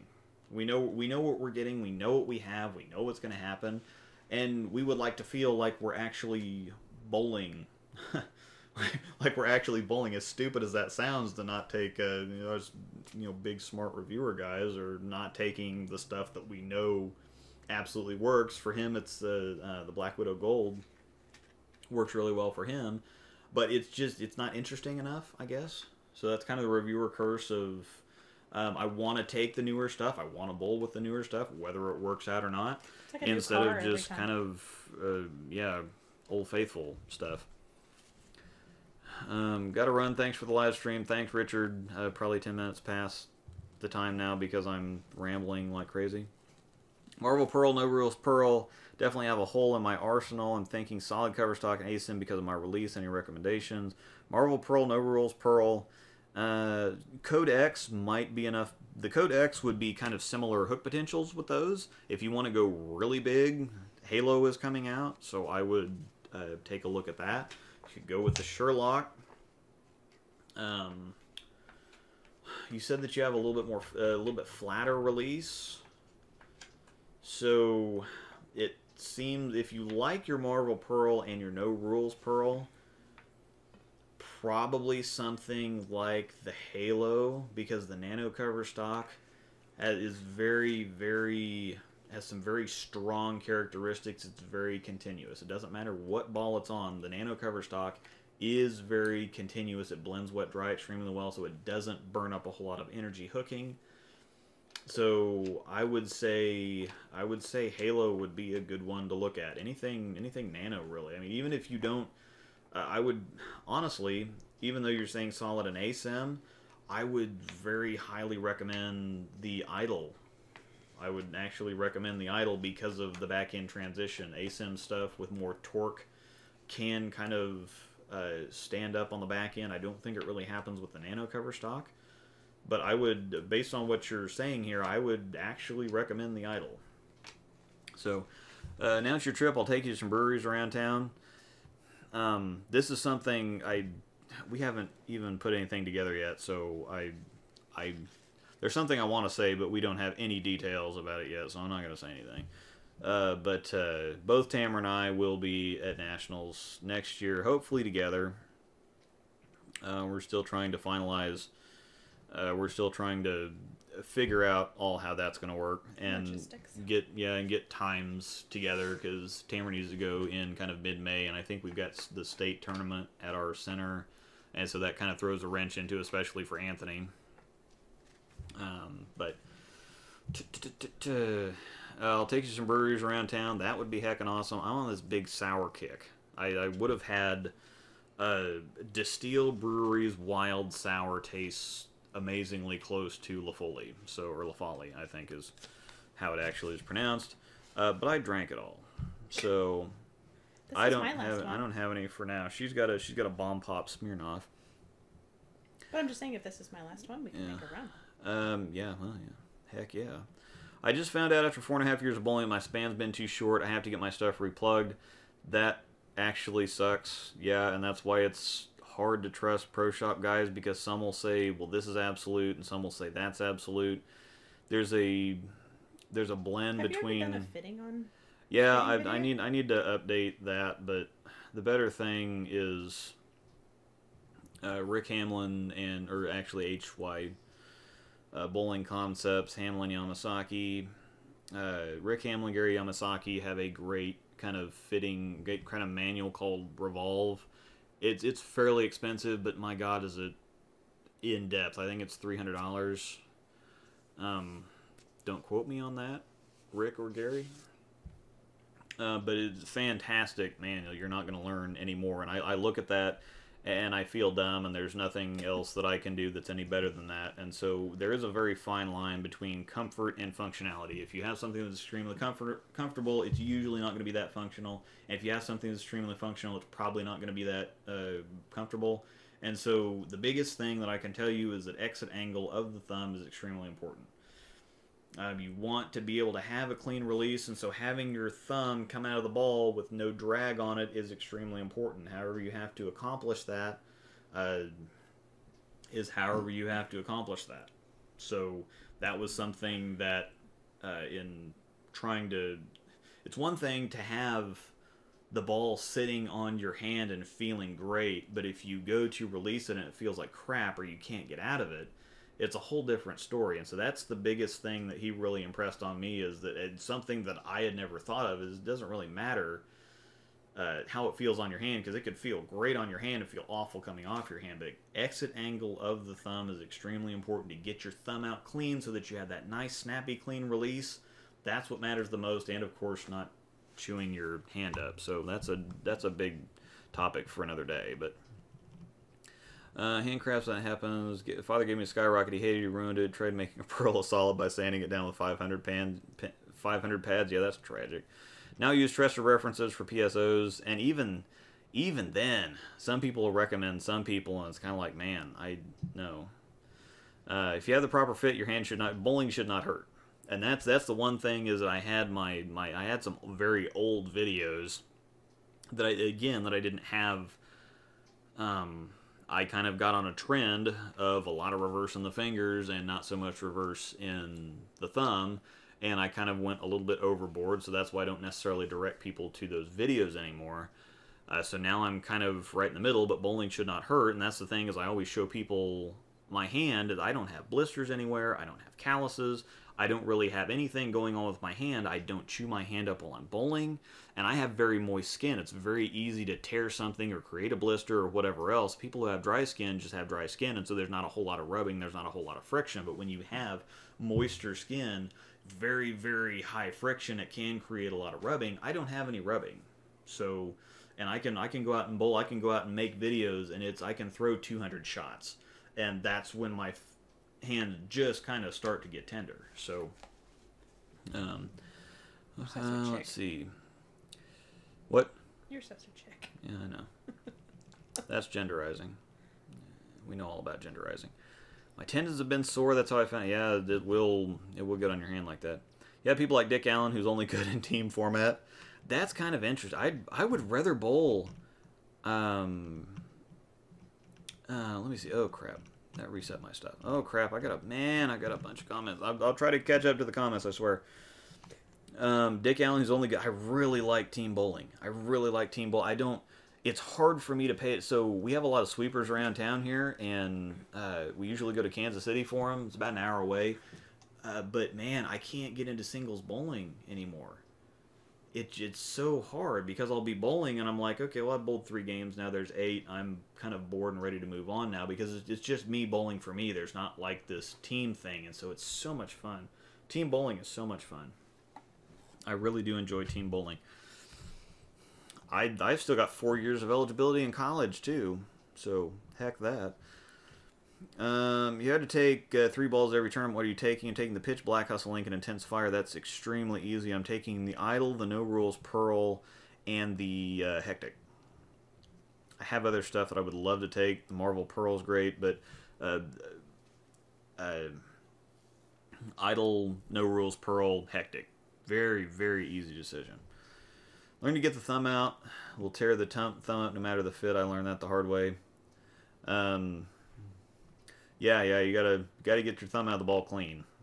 And I kind of, because I still kind of grip the ball, but when I go to let go, I let go. I don't grip all the way through the release, and that's really, if you have friction through the release, that's what's going to give you the blisters and tearing up. If you can get down to the bottom, Pete Weber has an awful fit. It's horrific. It's painful to watch, but when he gets down, he has got one of the best releases ever. Probably the best release ever, because he gets down to the bottom and just lets it off, just floats right out of it. And it's with that painful of a fit and how cleanly he gets out of it, that's what matters. that's what matters, is how cleanly he gets out of the ball. So, lands were so fried that I got a house ball off the rack and shot 200 after struggling to shoot 150. That'll happen. Bowling Beyond the Basics was an eye-opening book. It disproved opinions with physics. I haven't read that one. I might have checked that out. Walter Ray has a degree in physics. Interesting. I did not know that. You prefer one type of spare ball over another, plastic, using a reactive ball with no hand. I use a reactive ball with no hand because I've said this before, but for some people, plastic ball is the most important ball in their bag, and for me, I don't want to waste a spot in my bag when I can throw it straight. So I will just, most of the time, it's my IQ Tour Solid. Is what most of the time I throw stuff that I'm not using, but I like having that hybrid option where instead of taking 5 balls to a tournament and then a plastic ball, I can take 6 balls to a tournament. And so if I'm throwing a ball for a spare ball, or my straight ball or whatever else, then I can use it if need be, instead of just being limited to the 5 options, which most of the time I take 6 balls to a tournament and use 3 anyway. But for other people, the spare ball is a plastic ball is the most important ball in their bag, and so they start with that and then they add around that. Which is what I do. Which is what she does. So I've got her one of the Storm Clear Poly, is the white ones, which is really, really great. And if you're picking a ball, for some reason the clear balls hook differently. I've got a whole theory, and I've talked to people on here about that T-zones or like the mix or something like that, they don't react like clear balls. Clear balls are the best plastic balls, period. You can actually use them as strike balls if the lanes get bad enough, and they actually do kind of act like they have kind of a core in them. And she had she had one of the ices, the blue and white Storm Ice. No, I didn't. Oh, you didn't? Chris, you got that one for Chris. Oh, okay. You had a Visible or something like that. I had a Royals ball. I had a T-zone. She had the Royals ball, and then the Storm Clear Poly is way better, and that's actually a thing. I've talked to people about that. The clear balls are so much better, especially when we go to tournaments, because I can't keep up. Okay, Bowling Fundamentals covers ball fit. Again, Revolve by HY Bowling Concepts is ridiculous. I haven't read it in a while. I need to go back and read it because it's epic. Love my Pro Shop operator. It's always great when you have a good PSO. Will you ever review a non-Storm Roto ball? No, because and that's actually something I want to talk about. Will you ever... golly, okay, so I've got... let's see. Will you ever review a non-Storm Roto ball? No. Because I am on staff with Stormer Roto Grip, and so I am Stormer Roto Grip exclusive. I've had a lot of people that said, man, it would really be awesome if you could throw other people's stuff. And obviously, as the channel has grown, I have thought about it occasionally. Yeah, it'd be nice to throw somebody else's stuff, but the reason I'm here is because of Storm. The Brett Cooper, who's my regional rep, gave me a chance. We didn't even know who I was. Storm supports the channel. They almost sponsor the channel. They're the reason she's in the videos. And I think that growing and moving on when you get too big for your britches, or when you reach, there's kind of a natural everyone grows, and they increase in knowledge and they increase in skill, and some people tend to move on. I'm more of a loyalist, and even though there's kind of that thing where, yeah, it'd be nice to kind of play the field a little bit more, but at the same time, I am where I am because of Storm. It's a lot of hard work on my part, but they've supported me, and that was kind of the platform. If Storm wouldn't have been the platform that they were, I probably wouldn't be as big as I am right now. I don't know that I could have, not to knock anybody else, I don't know that I could have done this throwing seismic balls or visionary equipment or something else. I don't know that I would be where I'm at right now if it wasn't for the general interest in Storm products, because they're the biggest name in bowling, and they've taken pretty good care of me, and so I'm going to be here as long as they'll have me. So the downside to that is obviously I won't be reviewing any Ebonite balls. I won't be reviewing any Motive balls. And even though there are some good balls out there, I'd love to throw a GB3. If we're being perfectly honest, I love the Black Widows. The Taboo is my #1 ball of all time, honestly. But Storm stuff is great. I'm very happy with it. I've been very successful with it. It's been very good for the channel. I've had a very good turnout. They take very good care of me. And so I'll be here as long as they'll have me, because I like it here. So, that's... Well, and nobody else is... I mean, if you... Hypothetically, if you ever... I mean, where would you get the balls from? I mean, no other companies have even... It would be one of those things where I could say, hey, I have this many viewers, and if I were to be a free agent, I could say, hey, I have this many viewers. My videos average about 15,000 views. Even if you get 1% of sales off of that, what is that, 150 balls off of 15,000? So 15,000 views, even if I sell 1%, it's 150 balls. That's a lot of balls for shipping me 1 or 2 for a video.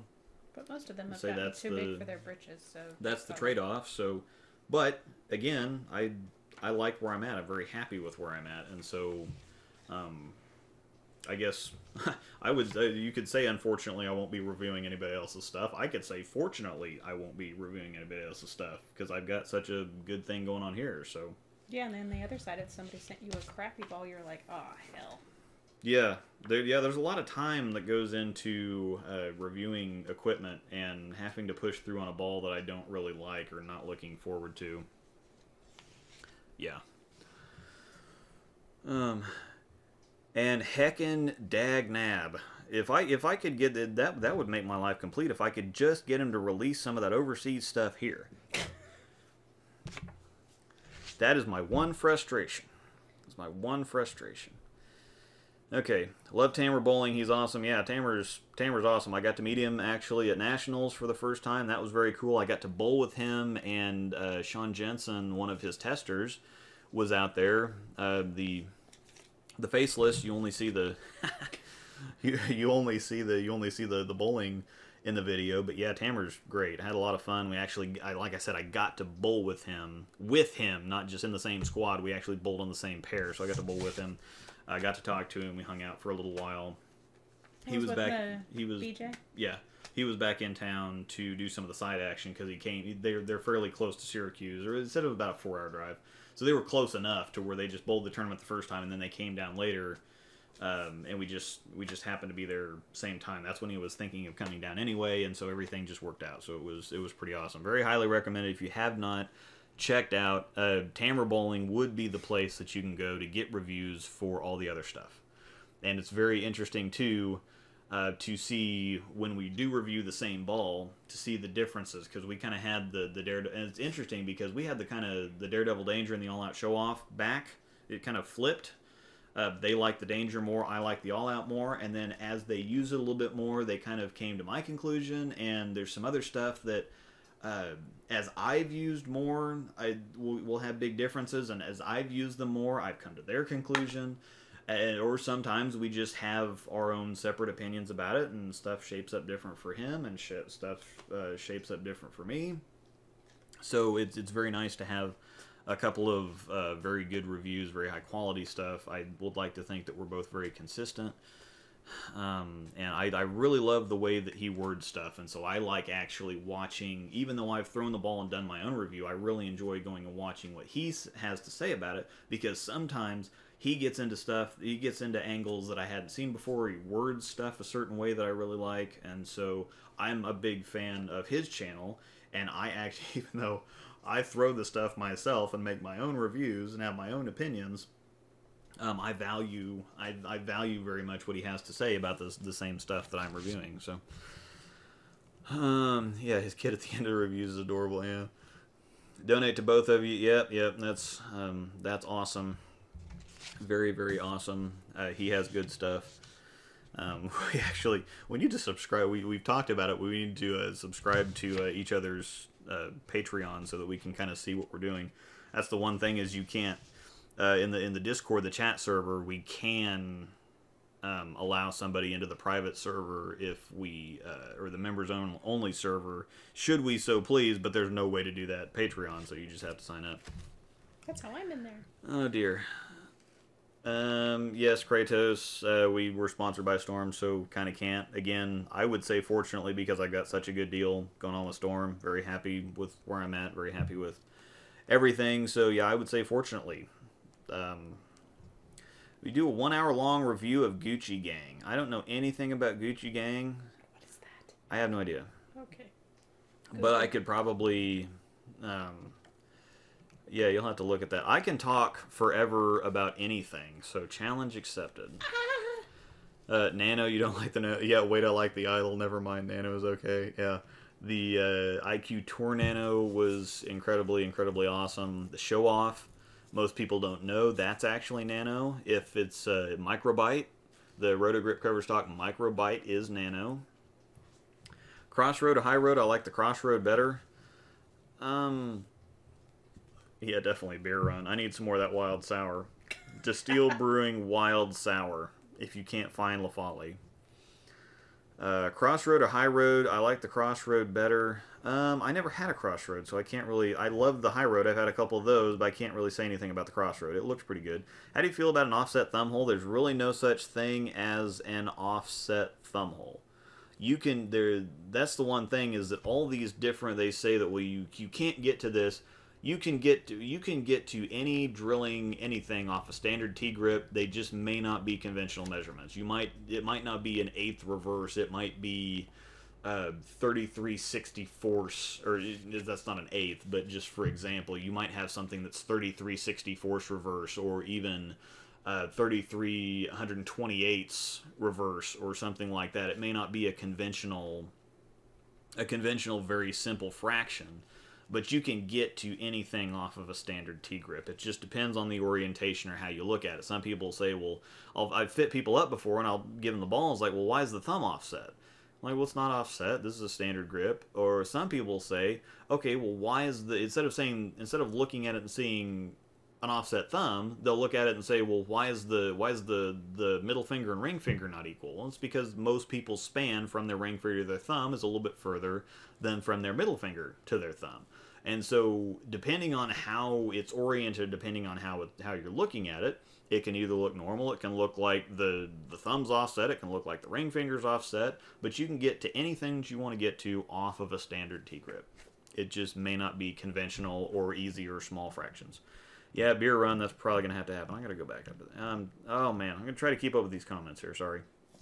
High Road is overhyped. I hated both my High Roads. I was like, watching everyone do great. I was like, maybe I was wrong. Nope, it wasn't. Some people just don't like certain balls.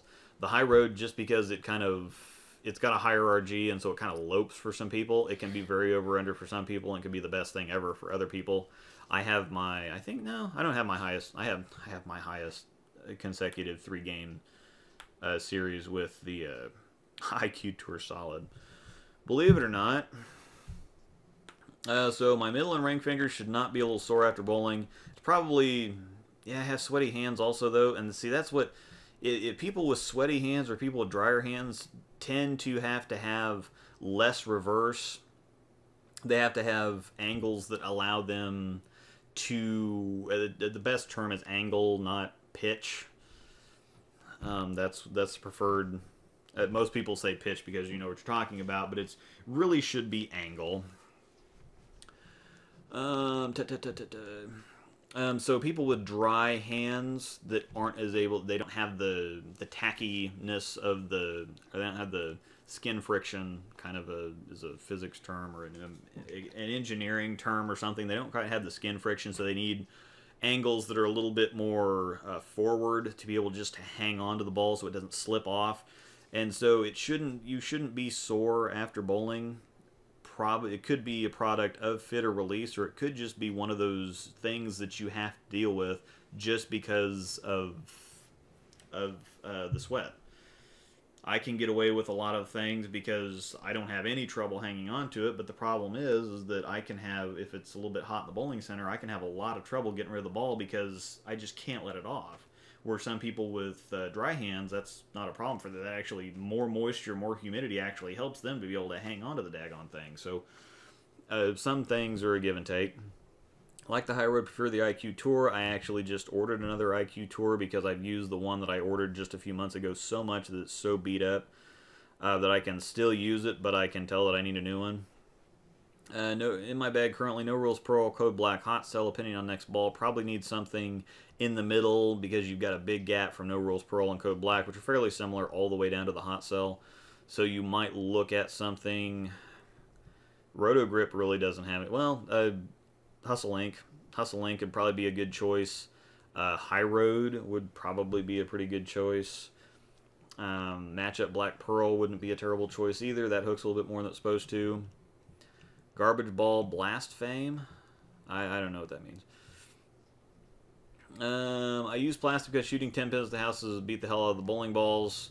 That's actually very valid. You don't, if you're using plastic, plastic can get all beat to hell, and you don't really have to care about it because all it has to do is go straight. But at the same time, if it's not pretty to see nicks and chunks out of the bowling ball, but this is the funniest thing, is that labels on a bowling ball are crazy ball damage. Crazy ball damage. It's just organized in a recognizable pattern so people don't think about it. But when you let go of a ball and you hear it going down the lane, it's going scuff, scuff, scuff, scuff, scuff, scuff, scuff, all the way down the lane. That's it rolling over the organized, the nice and pretty organized ball damage that's all over your ball from the labels. Bowling ball abuse should be illegal. That's the one thing about it, though, is you have to have a bunch of very heavy duty mechanical stuff in the back to withstand 35 pounds worth of pin, 50 pounds worth of stuff on a strike.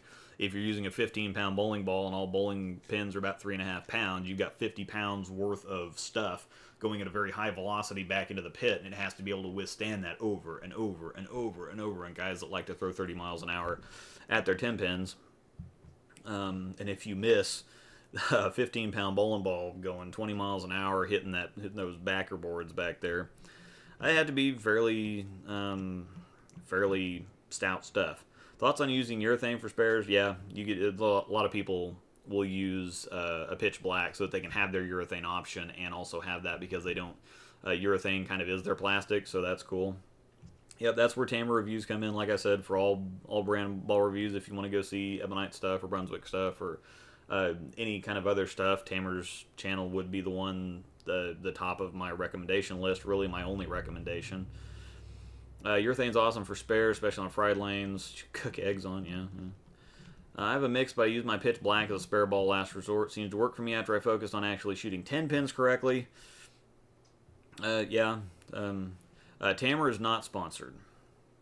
Tamer is not sponsored by anyone. I think that he keeps it that way intentionally. I'd have to check with him on that. I don't want to speak for him, but it's one of those things where he can kind of play the field, and because he has his own website and he has his own.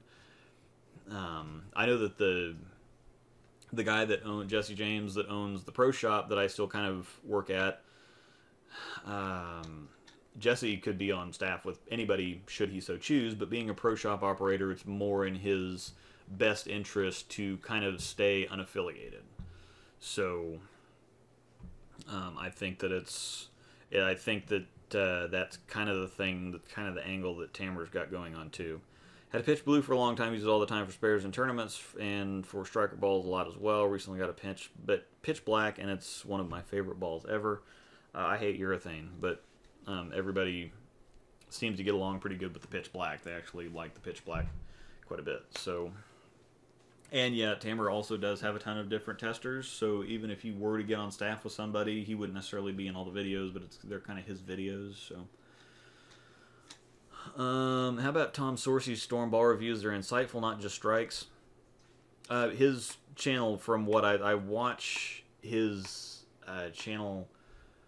I watch his videos on occasion. The only thing for me is that they can kind of drag sometimes, just like watching my live streams.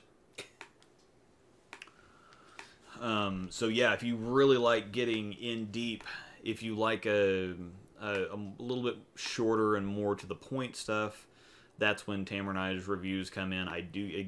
We do get more in depth on the Patreon stuff, and I think Tom just does that right out and out. But I don't think. There's some people that don't.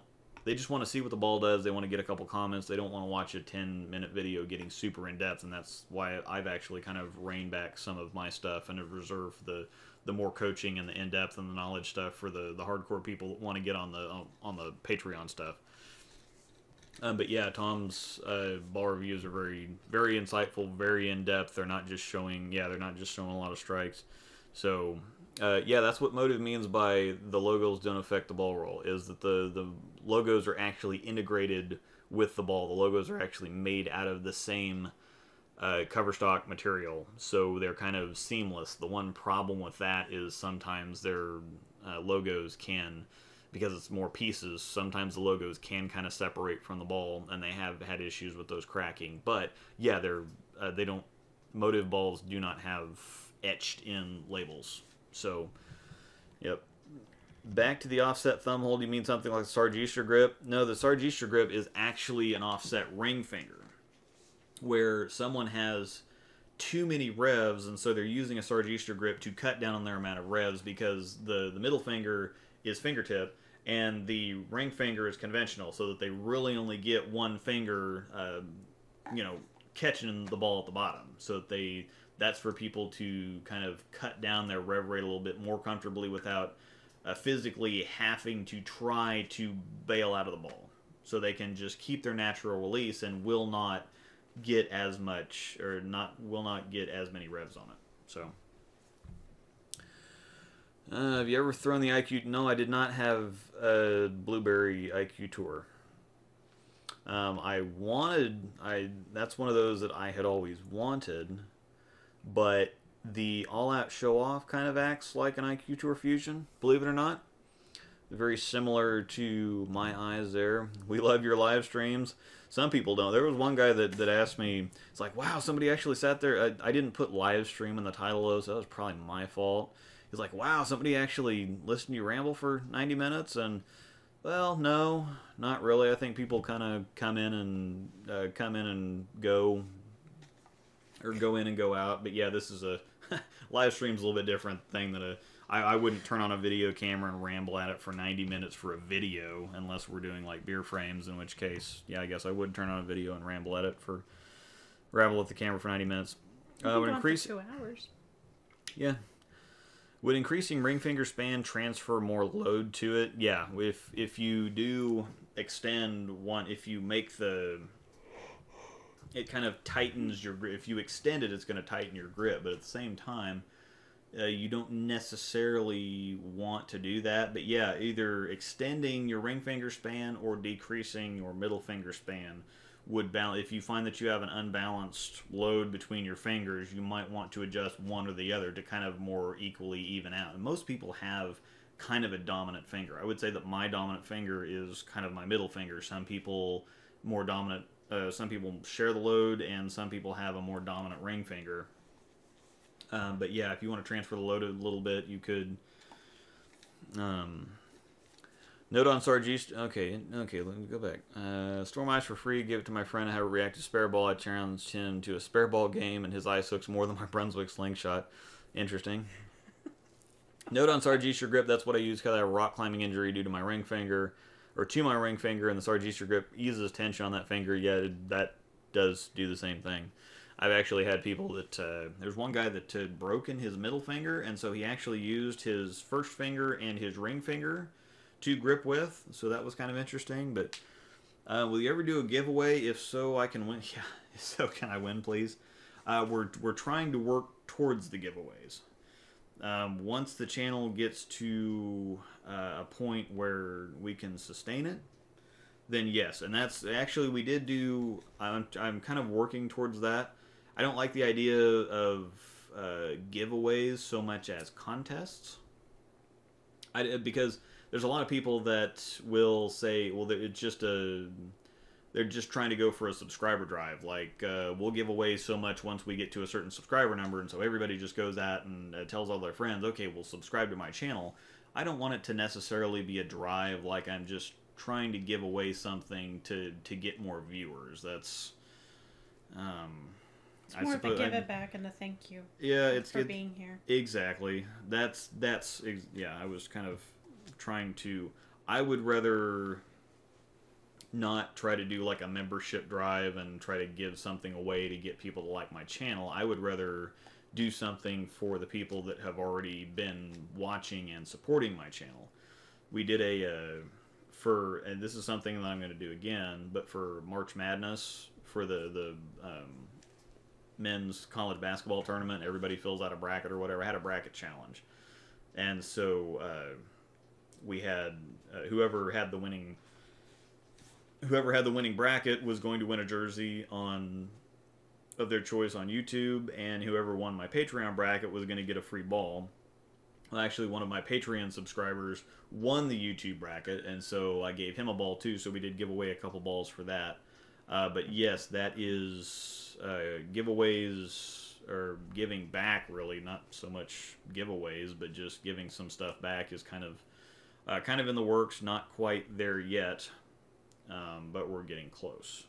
So most of it is still going into the equipment and setup and stuff. Like the laptop was just a little bit over $1,000. I imagine the 4K camera is going to be somewhere in that neighborhood. So we are putting it back into the channel. We're just not giving away stuff yet. But hopefully, as I work on stuff, hopefully I can do some. And as this whole thing gets bigger and keeps rolling, I can do ball giveaways, like maybe something every time a new release comes out, I can give away one of each release. If I get anything going with Apparel EFX, maybe I can give away a jersey here and there. I might be able to do, I thought about doing like little packages and stuff, like every month or every so often or every sometime. Give away kind of like a chamois and like a ball cup and just some little accessory type stuff, just kind of a little package to kind of get you started, get you going. So totally do a competition like best split or beat messenger strikes. Yeah, I could do that. I'm always looking for ideas for contests and for interesting things. So you're tugging the. Do you know, there's actually a reason. Do you know why Storm puts scents on their bowling balls? Also, do you have a favorite scent? Yes and yes. There's actually a reason for it. It's not just some kind of stupid marketing ploy. Back when, a lot of you were probably I'm too young, but I'm not quite too young because I drilled several rubber balls. Back in the days of old rubber and urethane, pro shops smelled awful. It smelled like burning tires because if you've ever drilled a rubber ball or been in there, it's like burning tires. The smell is pretty atrocious. And so when they started doing Storm, they thought, well, if we made the bowling balls smell good, then when you drilled a ball, it would actually smell good in a pro shop. And so that is the reason for the scents. That's the reason they have the scented bowling balls. My favorite one is strawberry. They've only done it once on the X Factor Triple Extreme, but strawberry is heckin' awesome. Now the combination berry on the High Road is next, and then the berry one that they put on the Matchup Black Pearl is after that. Cinnamon is also very good. They've had quite a few really great scents. The pineapple or the pina colada or whatever that was on the silver and yellow tropical was very good. That's the only reason I like them.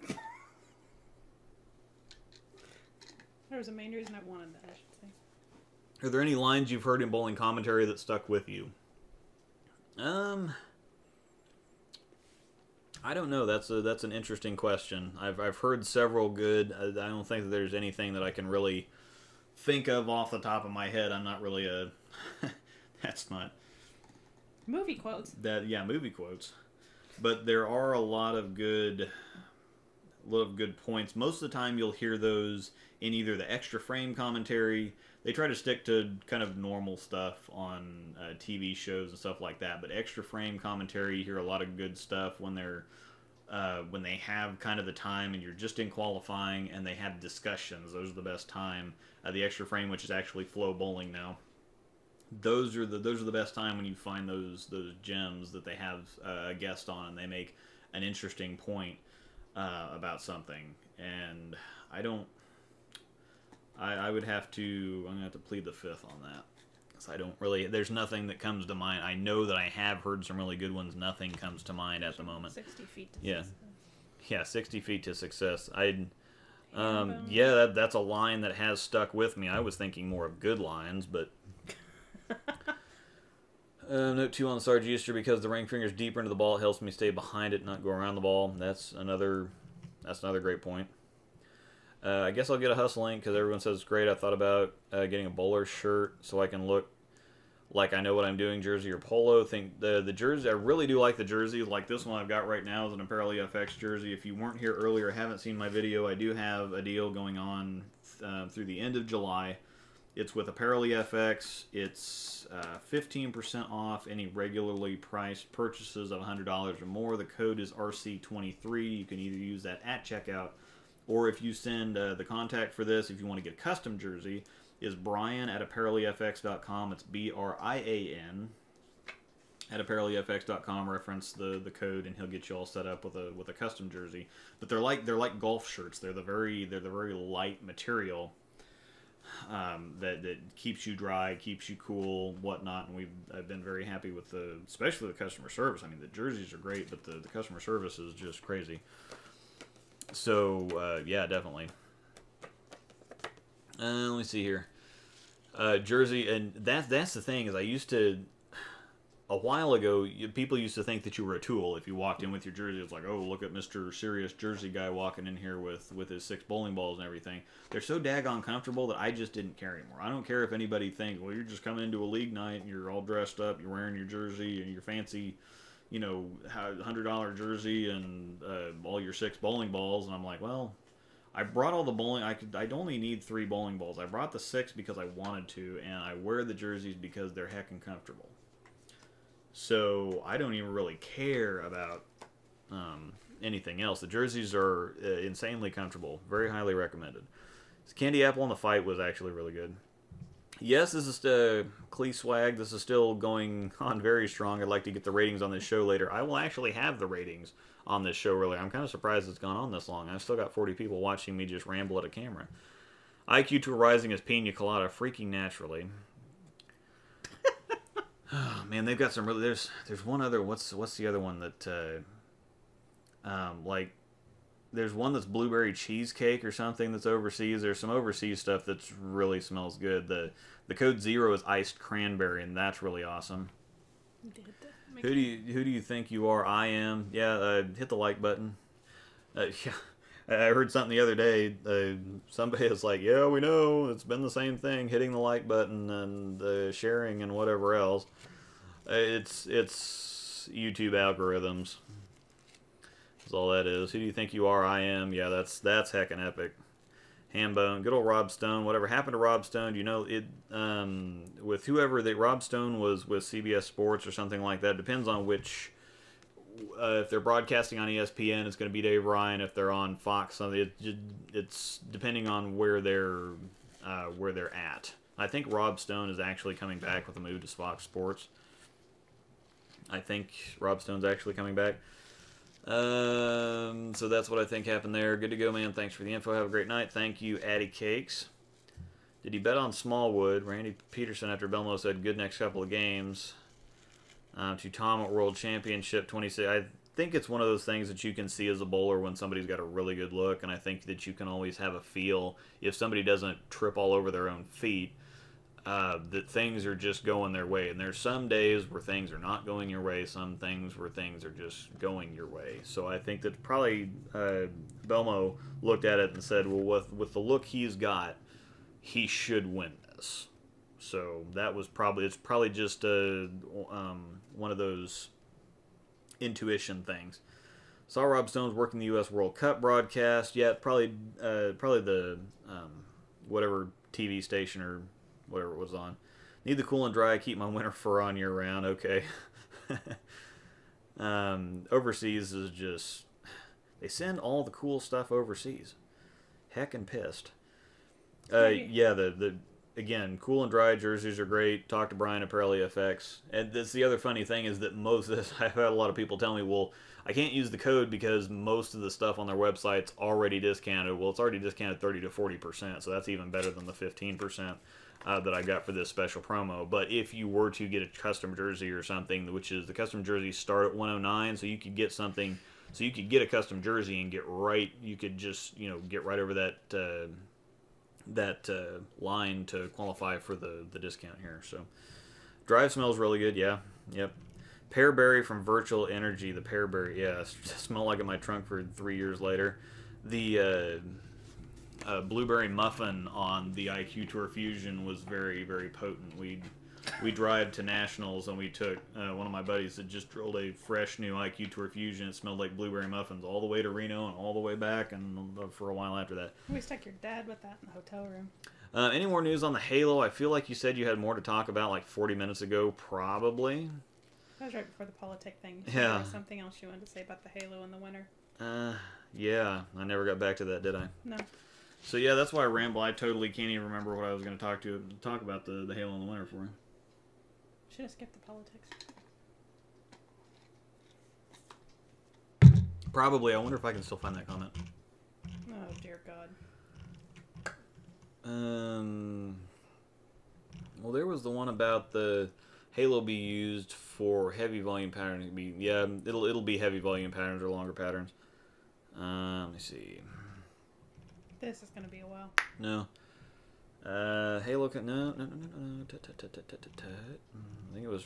I remember at what point it was at. I just have to remember.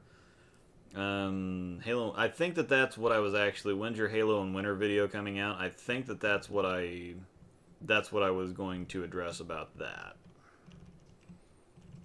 Was that we don't all get stuff at the same time. You said that a couple times. Yeah, I know. So I think that's what I was actually going to talk about. Oh, okay. I can't remember if there was anything else. I can't remember.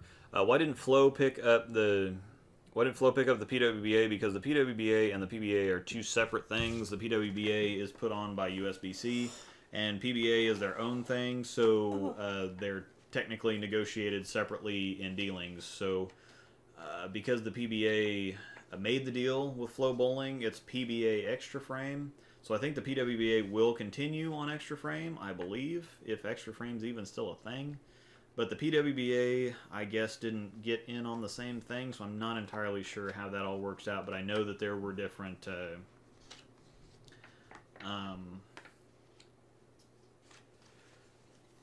Why is there a PWBA and PBA? It seems to me once the ball hits the lane, it's all equal.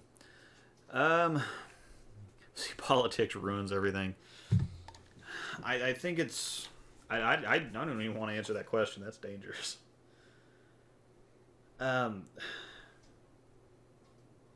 don't know.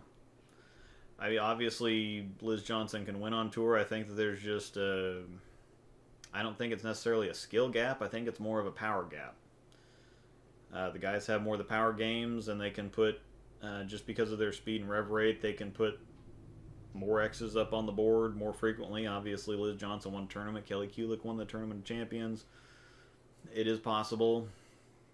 You've said before that the women are more fun to watch for. I like watching the women better anyway, just because it's more of a true skill contest. It's more of a, or not. I don't want to say that. I don't want to say it's more of a true. It feels more like old school bowling. There's not, the women just look more like the traditional bowling that a lot of us grew up on watching, like stylists like Norm Duke and Brian Voss and Walter Ray Williams. That just felt like bowling at its purest form. I don't like seeing the stupidly high rev rates and everybody just getting in deep and flinging it right. All the patterns that they put out now are pretty well set up for that type of, there's a crap load of oil or a crap load of oil in the middle or something like that. So that's kind of, they kind of play to that everybody can just get in and hook it. And I don't like watching carry contests, so to speak. I think that the women, because of most of the time having lower rev rates, are required to be more accurate, or what they... guys, I think, get bailed out on bad shots more than the women do. Let me put it that way. So it feels more... It's almost similar to, like, rating people in your average group. Yeah. Those people, this is all a similar, like, the skill or the talent they have, this is that group, and this is the skill and the talent these people have, so let's put them in this group. Yeah, I would say that I don't think that it's separate because the men are better than the women. I think it's more separate because they're just different from the women. I know that's not a PC answer, but there are actual biological differences, and so I just think that that's why that is. It's a more even playing field. But I honestly think that very few women would feel like they could actually go and, I mean, maybe those people probably could. I don't know. I'm not one of them, but Yeah, Jason, I would agree. Gender doesn't matter at all in bowling. Speed and revs are overrated. I would think so too. It does give you, it gives you more area at the pocket. I think you get away with more stuff. The women also don't. The women also generally bowl on tougher shots than the guys do too. So I think when you see the guys bowling on tougher shots, I think that's what would. The easier the shot gets, the more speed and revs factor into it. And the times when you've had the TV show where Shannon O'Keefe beat Verity in the championship match 280 to 260 something, when they had a little bit more wide open shot for the women, the scores skyrocketed. So I would have to get a PWBA members' opinions or thoughts on that. I also think that it does have something to do with the way that the lanes transition. I think that the lanes transition different for the women, and when they don't have the higher rev rates and the guys with the higher rev rates that really transition the lanes quick. I know that they did say something about when Danielle McEwen was bowling all the men's tournaments, she had to play deeper a lot more often, and she normally, because the lanes transition differently, the higher rev rates you have, the more oil is going to be taken off the lanes more quickly, and so that's why you see a lot of guys migrating in and lofting gutter caps. That doesn't really happen that much on the PWBA. The lanes don't go through that kind of transition, so I think it's more a different transition thing than it is like a skill gap thing. I noticed that when I bowled with you.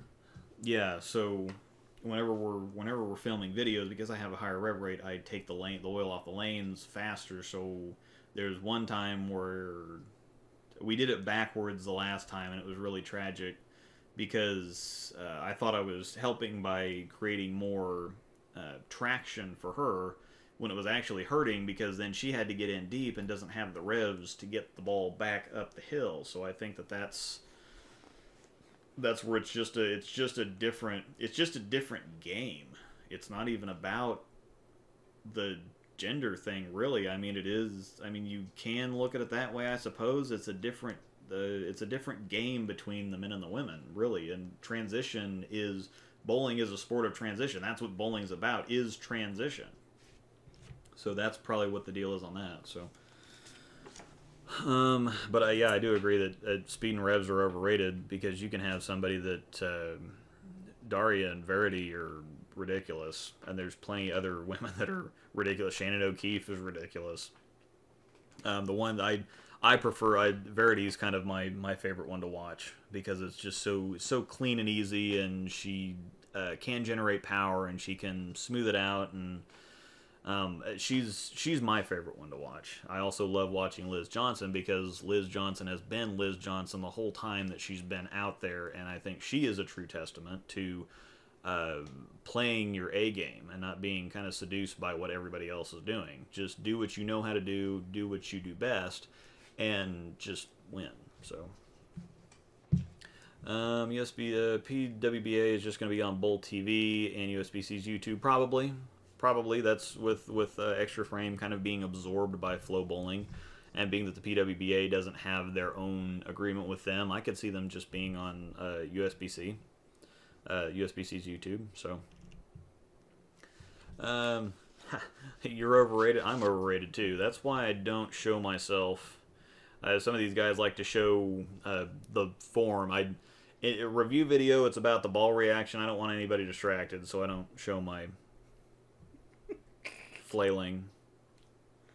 Will there be some future projects with John Baton? Maybe. If we do any more two-handed stuff, that might come back into it. Starting to regret my question. Starting to feel like a Pandora's box. It's not necessarily a Pandora's box. It's just tricky depending on your agenda, so to speak. It's not a cut and dried answer. It's not a very simple answer, and depending on what angle you take, it could be a very different answer. But I think that I would argue that it's just the games are different. There are some guys that can't compete on the men's tour, not because they're not accurate enough, just because they have maybe a lower rev rate. We're talking about guys like maybe a lot of the guys I'm thinking of are a little bit older now, but you don't see a whole lot of low rev rates out on tour anymore. Just because once that transition forces people inside, if you've got a straighter game, it's hard to battle that transition. You need the rev rate to get the ball to hit, to pull back up, and to hit on the back end. And I think generally it should be looked at as a lower rev rate, higher rev rate thing. I know that there's still some with lower rev rates that can succeed on tour, but those are kind of fewer and more far between. So, yeah, Liz, I really like Liz Johnson. Verity is kind of my new favorite, but Liz Johnson's always been I really like Carolyn Doran Ballard too. She doesn't compete so much anymore. I really like Carolyn behind the microphone because she's Carolyn. You just put a microphone in her hands and she doesn't try to be anybody else in front of the camera. That's just who she is, which is cool. Erin McCarthy's fun to watch. She can hook it a bit, though I'd like to see her smile more on TV. Some people try to kind of keep it together a little bit better. I'm rather emotional, I suppose you could say. So I try to maintain, I don't always succeed, but I try to maintain a more even keel, because if I get a little too emotionally invested into it, then that leads me this way or it leads me that way. And so if I can just, I have to kind of try to, I have to try to remove myself a little bit and try and kind of do the whole Dom Barrett, Erin McCarthy, don't show a whole lot of emotion type deal. I have to kind of remove myself from it, because if I get too emotional with something, that just throws me all over the place. And she might be like that, or she just might be more of an even keel type person. It might not be about... dog, you're going to have to jump up over there. I think she was just come say hi. But she might be one of those people who has to stay a little bit more even keel, or she might be one of those people who is just more of a cool customer. And so it's more interesting to watch some of the more animated people, but at the same time, I never really got too much into the antics or stuff like Brian Voss was always kind of a bit too much of a ham for me. I love watching the guy bowl, but he puts on a show. I'm not too big about the show. I prefer more stoic, like Dom Barrett. I really like Dom Barrett. I really like Stu Williams, because Stuart Williams is just, he's just kind of casual about it. Dom is very kind of just throw the shot and act like you've been there before. Stu is just kind of whatever. He's just there. He's having a good time. He's not getting super into it. Sometimes he can, but he doesn't go out of his way to put on a show, and he doesn't go out of his way to be all stoic and everything. But Stu's just beef stew. So, yeah, you could be like that. Or add women to the PBA league. I think that we could actually see that. It wouldn't be the PBA league if they added women, but that would be a PWBA league. Would be heckin' borkin'. Man. Yeah, and we could see, I think that people would really love that, I think, if you could get Daria and Verity and Shannon O'Keefe, and kind of, there's so few teams in the PBA league, and there's so many great bowlers that don't even get picked every year. And again, that's not saying that the men are better than the women. I vastly prefer watching the women to the men. But we can yeah. cut this off soon. Yeah, I'm actually getting kind of hungry, so... That's what I was asking for. Yeah, I'll answer a few more questions. Voss is still a ham. I saw him in one of the PBA 50 tournaments the other... And he doesn't even have to be on TV to be a ham. He could just be doing qualifying. If he knows he's on the camera pair or something, he's just a ham. World Series has women, yep. Let's see here. U.S. Open is open to all. It used to be open to all. World Series has women. Recently decided to go from 15 to 14 for lower RG balls, but the RG raises as much of a difference in ball reaction between the two. Ball reaction doesn't get terribly different. I think the biggest thing is that I used 14 pounds for a little while, and generally, to me, they felt like they went a little bit longer and were a little bit stronger. And the one thing that I noticed is that 10 pins that I would kick with 15 pounds, I didn't kick as often with 14s just because of the weight thing. But I think that because there are some people that use 14-pound equipment, Jeff Riggles most notably, he's very comfortable with it. There are some other people that use 14 pounds very successfully. And so I would say that if your ability to throw a 14-pound ball better than you can throw a 15 is going to translate to more strikes just because you're going to be able to, just because it's going to work out better. So I would not really worry too much about the number changes, because if you're going to be able to throw 14-pound balls better, even if there is kind of a trade-off, I think you're still going to get the better end of the trade-off.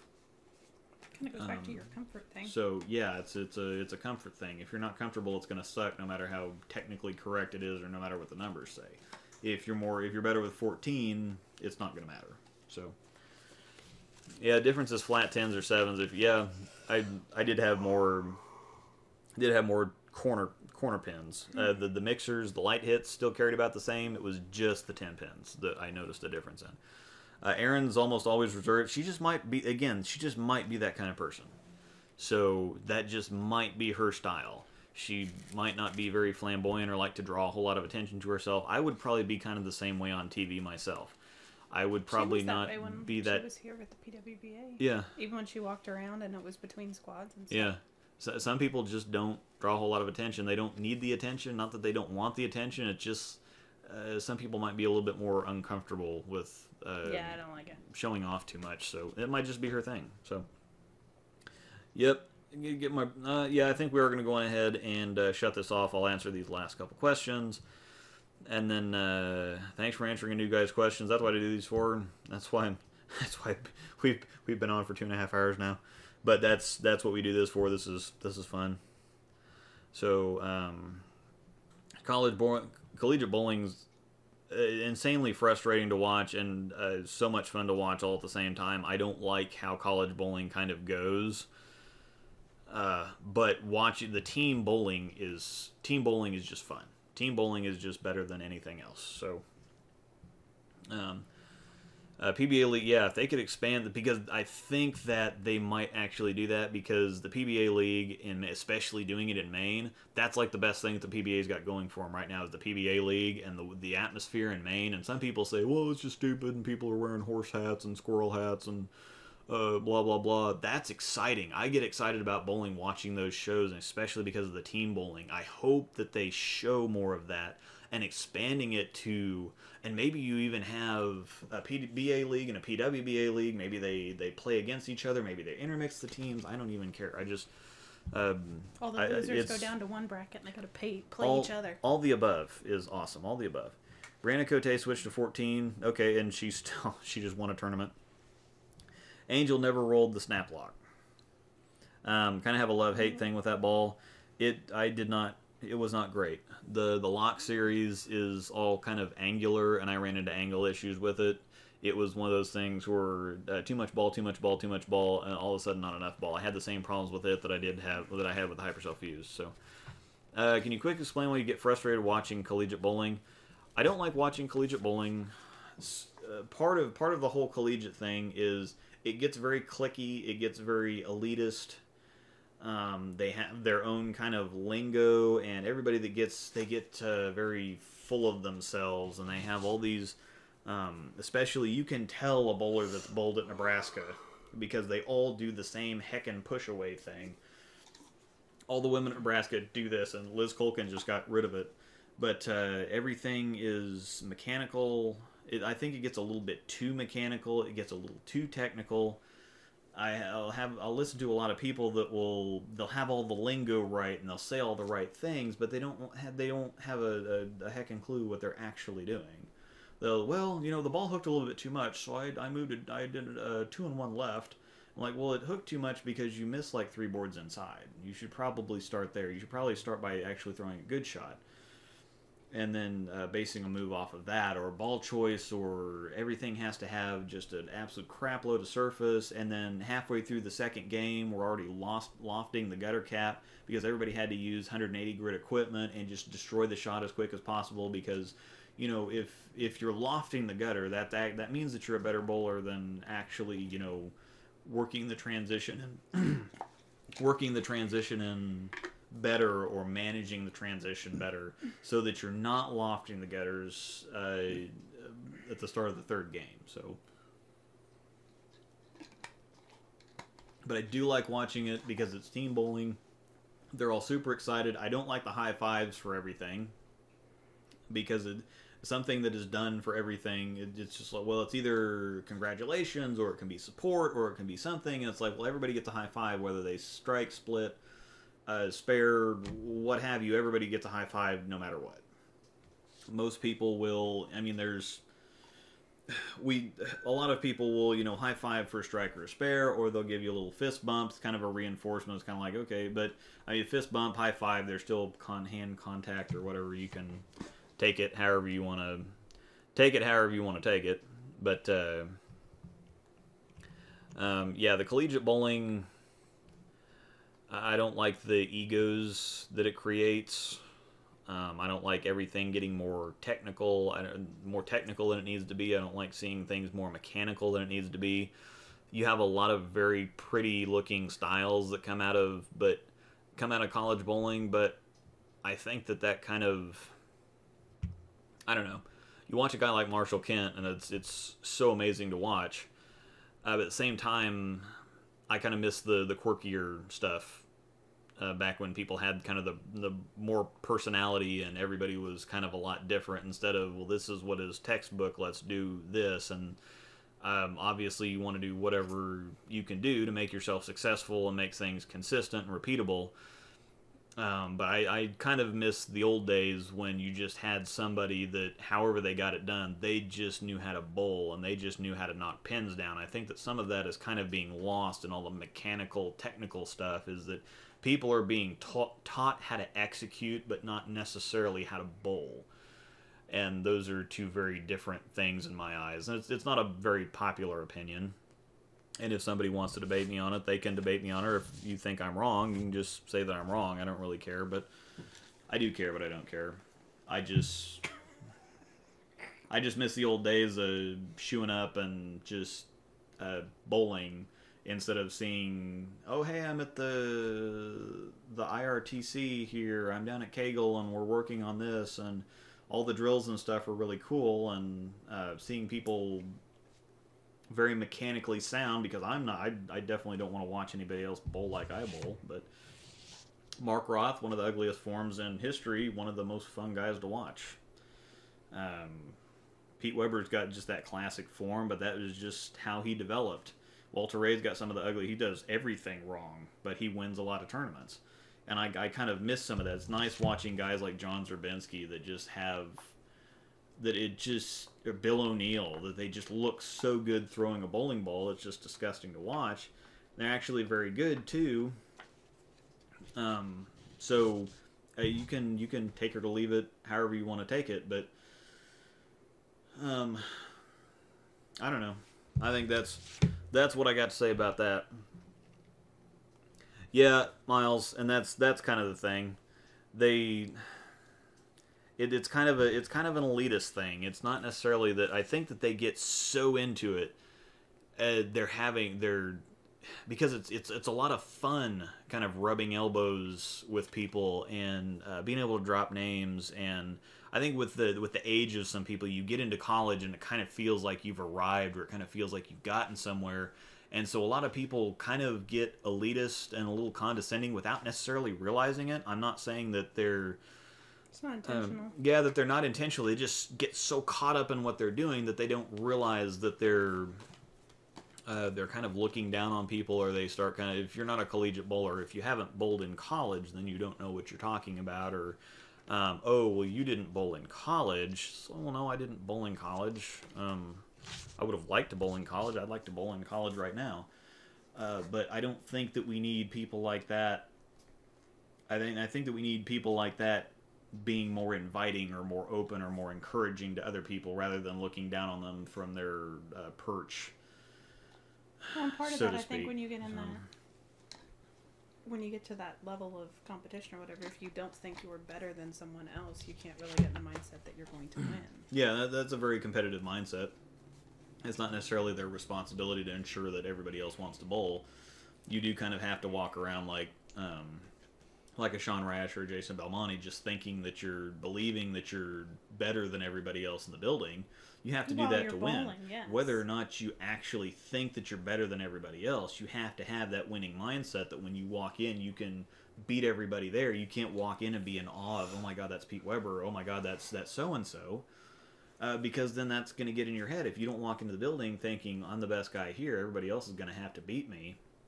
Whether or not it's actually true, that's a competitive mindset that you have to have. And I think that the collegiate bowling gives you that very competitive, hyper-competitive mindset of, look, I'm better than everybody else here, come at me.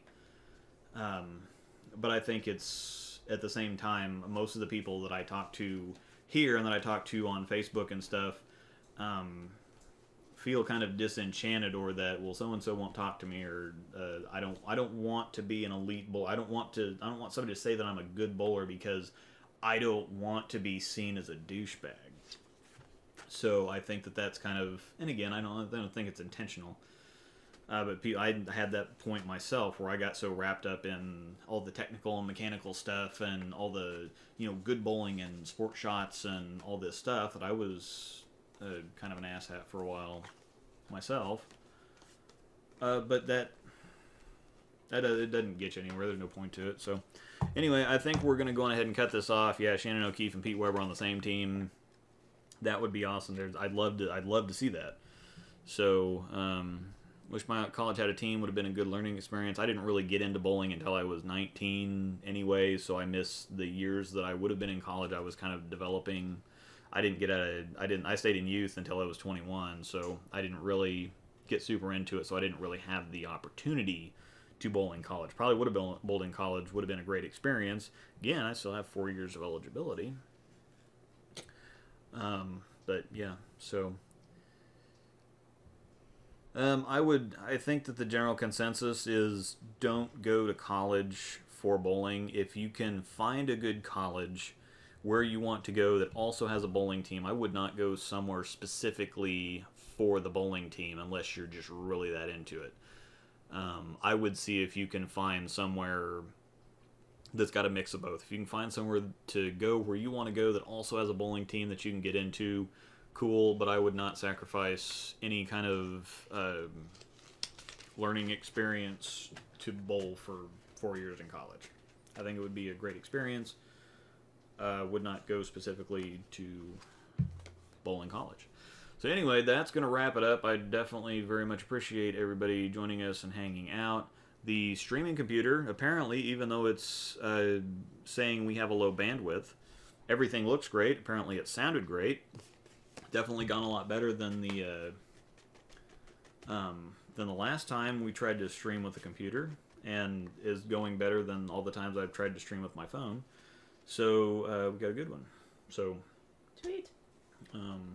Thanks for watching. We'll see y'all later, and look for Halo and Winter videos this next weekend. And I'm probably going to try to slip in a stash or pass or something like that. So thanks for watching.